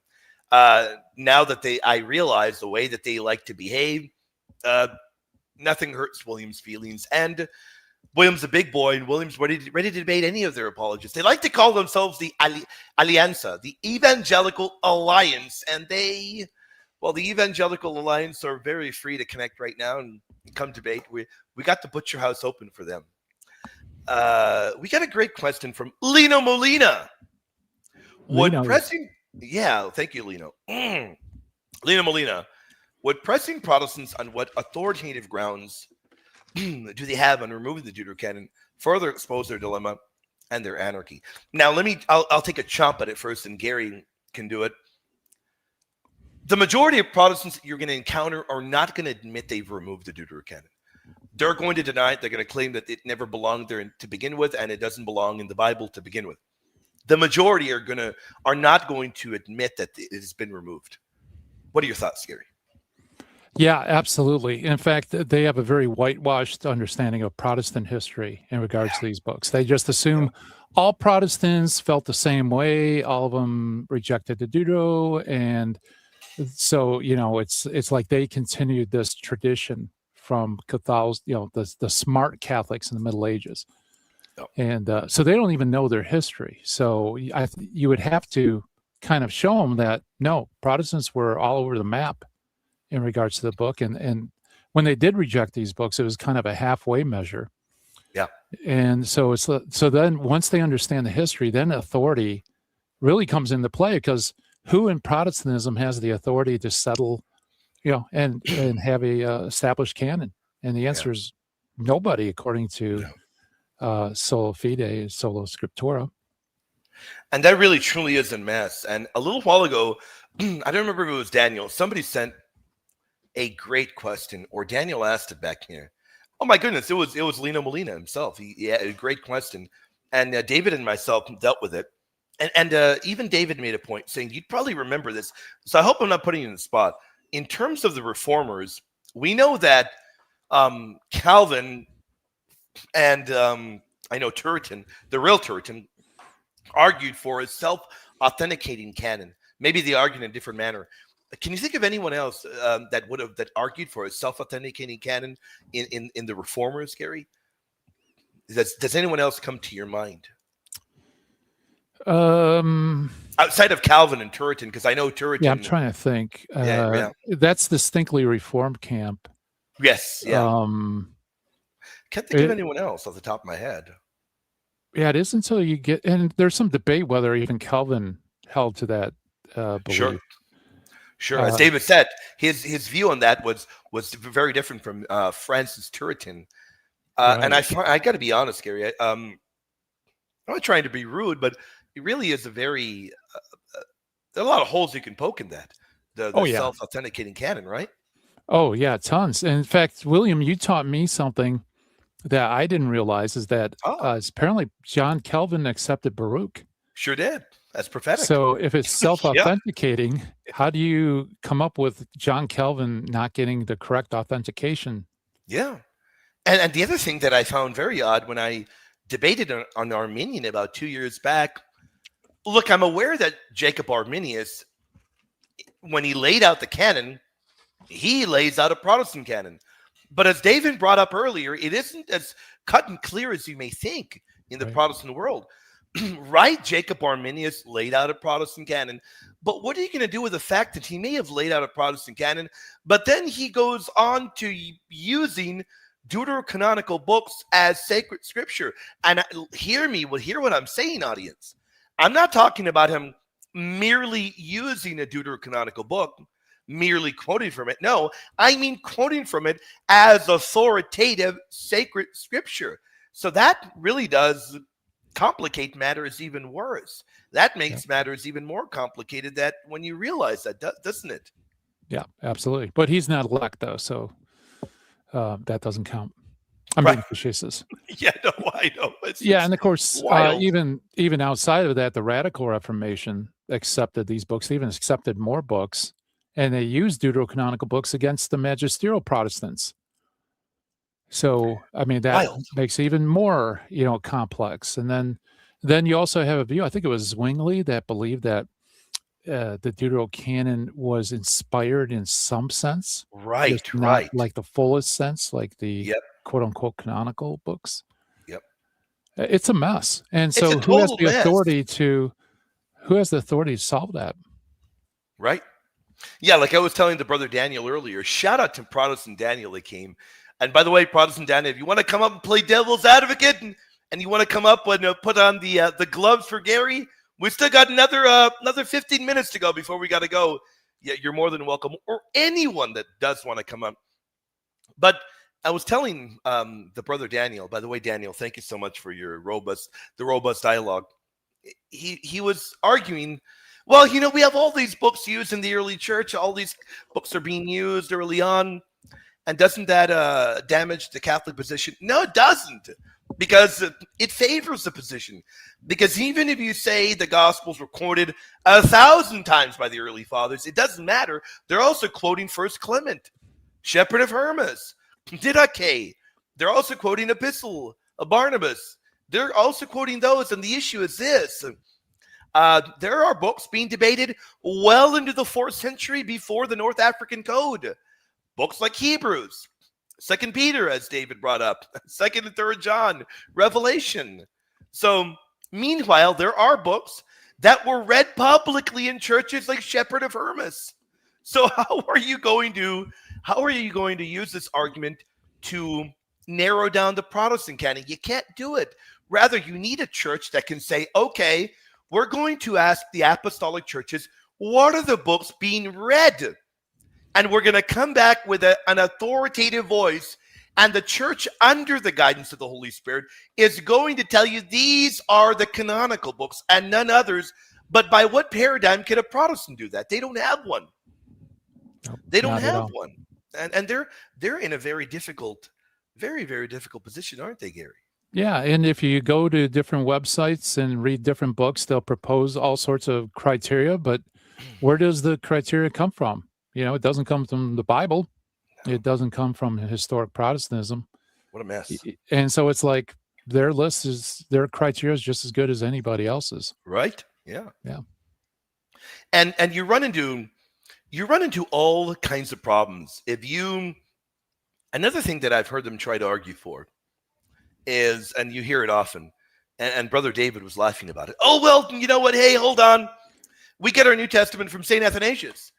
Oh, you don't want to go that route. Number one, if you want to go that route, well, then, hey, I got to tell you, so you get your canon of the New Testament from a bishop that was Catholic, that believed in Mary was without sin, was perpetual virgin, that believed in prayer for the dead, intercession of the saints, believed the Eucharist is the body, blood, soul, divinity of our Lord.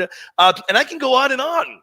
So you're going to tell me you get it from a Catholic bishop, but then you encounter another deeper problem, another one, as David pointed out. Okay, well, if you get your canon from him, well, then I'd like to see your Bible. You got Baruch there? You got you Baruch in there, and you run into all kinds of issues there, Gary. Pick your poison if you're a Protestant, is what I say, and they're in a big dilemma, aren't they? Absolutely, yeah. It's very, very thorny, and if you want to hang your shingle on a particular church father, it'll definitely come back to bite you. Oh yeah, it's going to definitely come back to A bite number you. of And, ways. oh yeah, that'll be a pretty severe bite.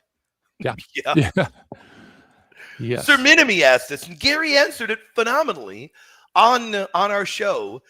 When we did a Virgin Most Powerful Radio audience, I really recommend you go and check that out. If you have not yet seen it, I highly recommend you go and check it out. If you have not yet checked out the show that we did it just a few days ago, Friday, right? Yeah, just yesterday. What am I talking about, man? Yeah. Yesterday. Go and check it out. Sir Minimi, what was our criteria? Well, very clearly, I like to point to the great St. Augustine, who, off the top of my head, I don't remember, Gary might remember, in De Doctrina Christiana, I believe it's there, right? He points to, you ask the apostolic churches, what are the books being read? And when they come back with a unanimous voice, these are the ones being read. You've got that laid out there at the North African Code. When you hear North African Code, don't think you got a code for a video game or something, guys. I had somebody ask earlier, what do you guys mean by North African Code?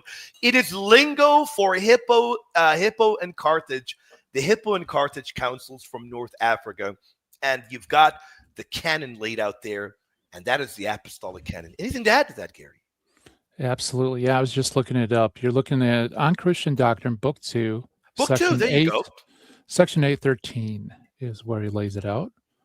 And like I said on the show, I think he's the only early church father that actually tells you how you know the canon. That's actually in 12. And let's see if I could get the important quote. Nope,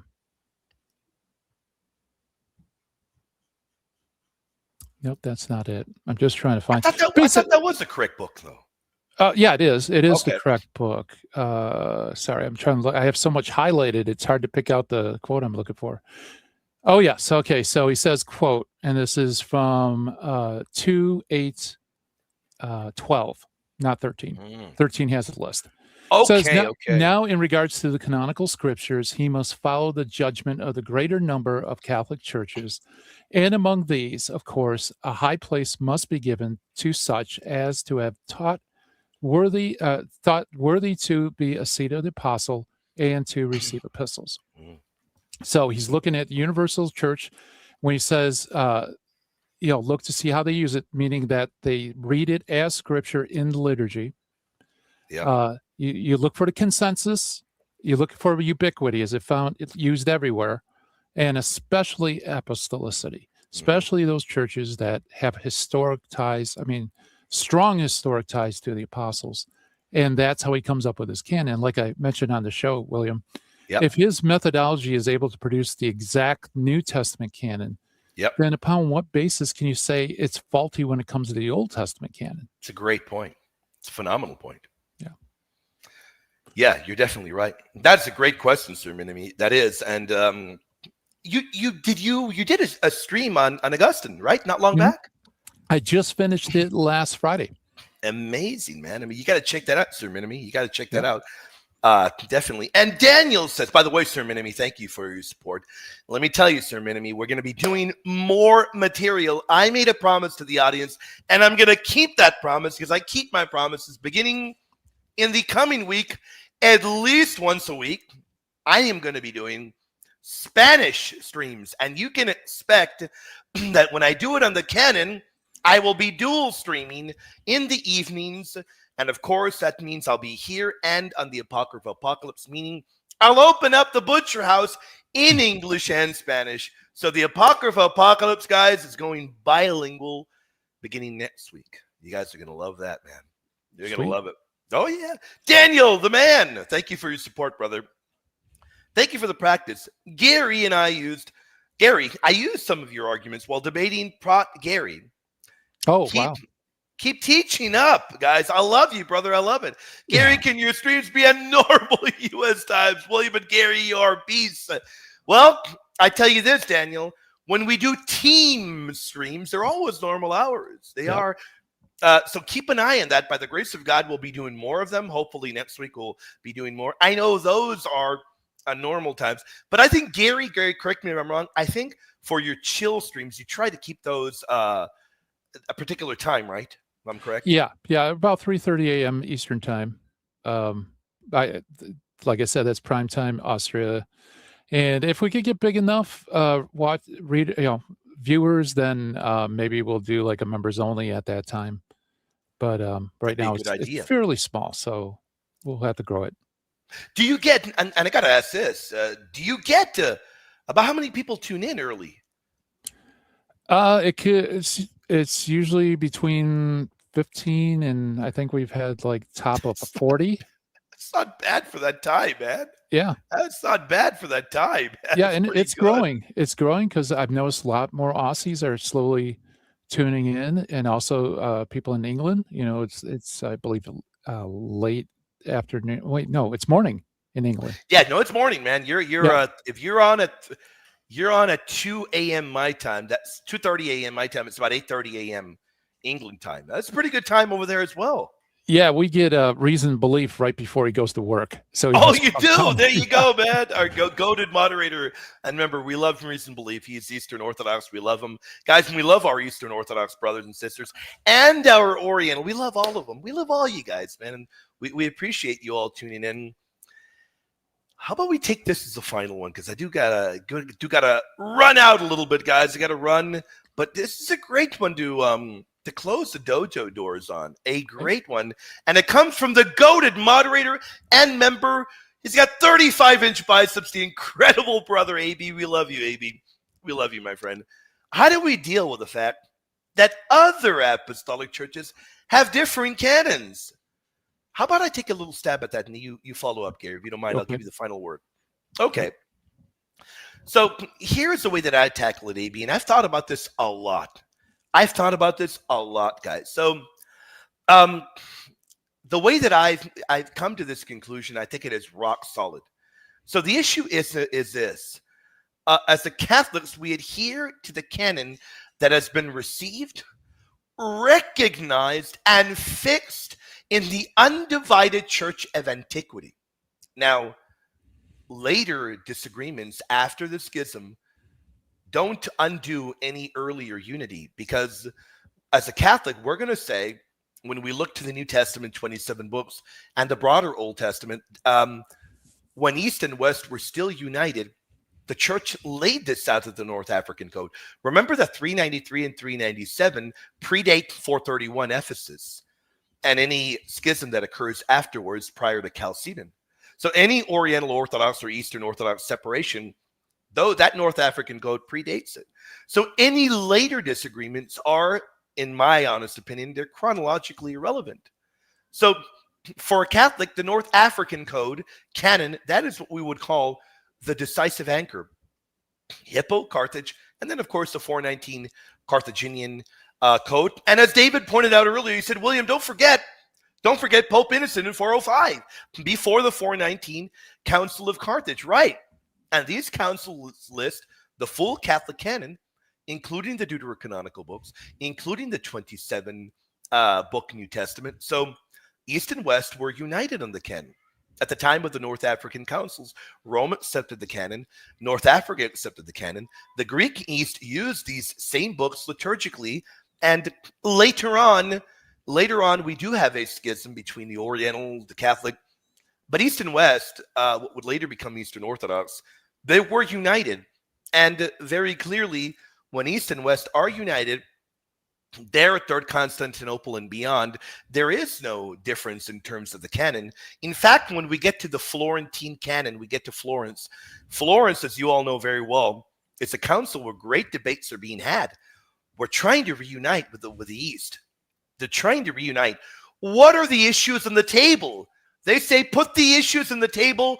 We're going to dialogue about them and debate about them. The canon is not one of them. We agree on the canon at that time. That's pretty significant, isn't it, Gary? Oh, yeah. Yeah, it's in fact the discussion with the Greeks, right, over purgatory. Yep.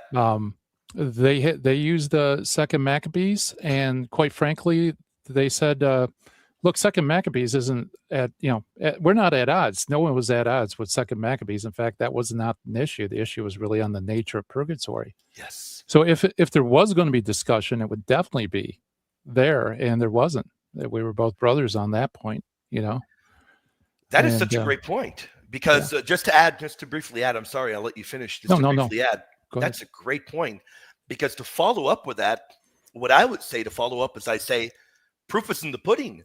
Second Maccabees was utilized by Mark of Ephesus, and Mark of Ephesus is a titan for Eastern Orthodox. He is a titan for them. So if you stop and think about it, Mark of Ephesus utilizes Second Maccabees. With that in mind, the Deuterocanon is not an issue, not at that time. So I would point to that, and then I would say very clearly, later on, modern day differences, I got to be honest, later on, modern day differences do not undermine that unified canon. If somebody tells you, well, Gary and William, hold on, man, the Ethiopians have more books. Well, the Orthodox have more Old Testament books. The reply is clear. The canon is defined by ecclesiastical authority under the inspiration of the Holy Spirit. And we need to be very clear. Any canons, any books that would have crept in later, much after the North African Code, or many books or a few that may have gotten dropped, such as the Assyrian Church of the East, none of that can overturn the canon that was clearly fixed before any kind of schism. And we've got to be very clear. When we lay this out, the Protestant position is actually worse, because this kind of an objection from Protestants annihilates Protestantism, not Catholicism. Because then you got to ask them, okay, hold on. Which post-apostolic authority removed the Deuterocanon universally? Which one? We'd like to know. The answer is none. Yet the Protestant canon rejects the undivided church, rejects rejects antiquity, rejects patristic consensus, and follows a very late innovation. Whereas the Catholic Church preserves the canon of antiquity. I dare say this causes Protestantism to crumble. What do you think? What do you think here? Oh, yeah, absolutely. And you articulated it very well. And I mean, after all, you don't have to take our word for it. Take Augustine, right? He was in the 4th century. He had intimate knowledge. In fact, he probably had a lot of writings that didn't survive antiquity, through antiquity. And he says that the canon can be seen by the greater number of Catholic churches, especially those that have the seat of apostle and receive epistles. So that's their assessment in the 4th century. Who are we to say otherwise, right? Without a doubt. There is no doubt about that. And hey, I gotta say, AB, I am glad. No, don't tell me thank you. Thank you for the amazing question. You all are the ones that keep us on our toes. You all are the ones that keep us thinking, reading, and always doing our best to give you the very best material. Because let me tell you guys, we want you to have the very best material, to be battle tested out there in the spiritual battle on battlefield.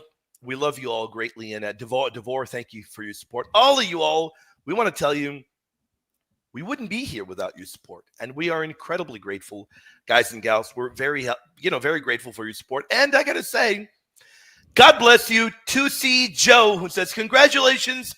Well, the one thing that I'm happy about is I get to bring my friends like Gary on a ton. A lot, man. I get to grab Gary and bring him on. And I can't think of better guests than people like Gary, who, man, the guy's doing phenomenal work. And I'm glad we're able to get you on for at least almost an hour, Gary. Thank you for coming on, man. I'm glad we're able to be together, man. That was great. Yeah, unfortunately, I missed all the prime cuts and the fillets and all the things that you were serving up earlier. And I missed Dave. But I'm glad that I was able to at least come a little bit and hang around with you and all the guys in the chat. Like I tell them over and over again on those chill streams, William, we got the most studied heavy hitters in chat. These guys, they know their stuff. They push us further. They make us better, because we have to dig in deep and do a better job for them because they know their stuff. And so, they do. And in fact, when Protestant William shows up, tomorrow evening. And I don't know what your schedule is tomorrow night. I'd love for you to hop on with me. I'd love that. That would be a doozy. Protestant William and Protestant Gary. I don't Yeah, know what that'd your be schedule fun. is. Let's do it, man. They have no idea what's coming for them tomorrow night. Members stream, Protestant William, Protestant Gary. You guys better get ready. They keep us on our toes. And guys, look, as I told you earlier, David heard, and I'm going to say it with Gary. He's going to hear now. Get ready, guys, because I'm going to use fake quotes tomorrow. I'm not going to tell you. I'm not going to tell you when, and I might slip a word in here or there or remove a word. Hey, man, I'm going back to being Calvinist William, but I'm going to be a very devious one, and that'll be a lot of fun. Gary, man, I had a great time with you today, brother. It was phenomenal. Any final thoughts before we creak and we close those doors of the dojo, brother? No, just keep up the great work. You got a great radio show, and I only wish I knew Spanish so I could follow you with the Spanish lines too as well. It's going to be a lot of fun, man. We're going to do more stuff. We're going to be doing stuff in Spanish as well. Audience, don't forget to smash a like. Let us know what you thought about it. What kind of material do you want us to be working on? Remember, we hear and we take all of your suggestions. Audience, God bless all of you all. God keep you all. We will be back very, very soon. Again, keep an eye out for the shows that we have scheduled. We can't wait to be back with you all. Take care, everybody. God bless you.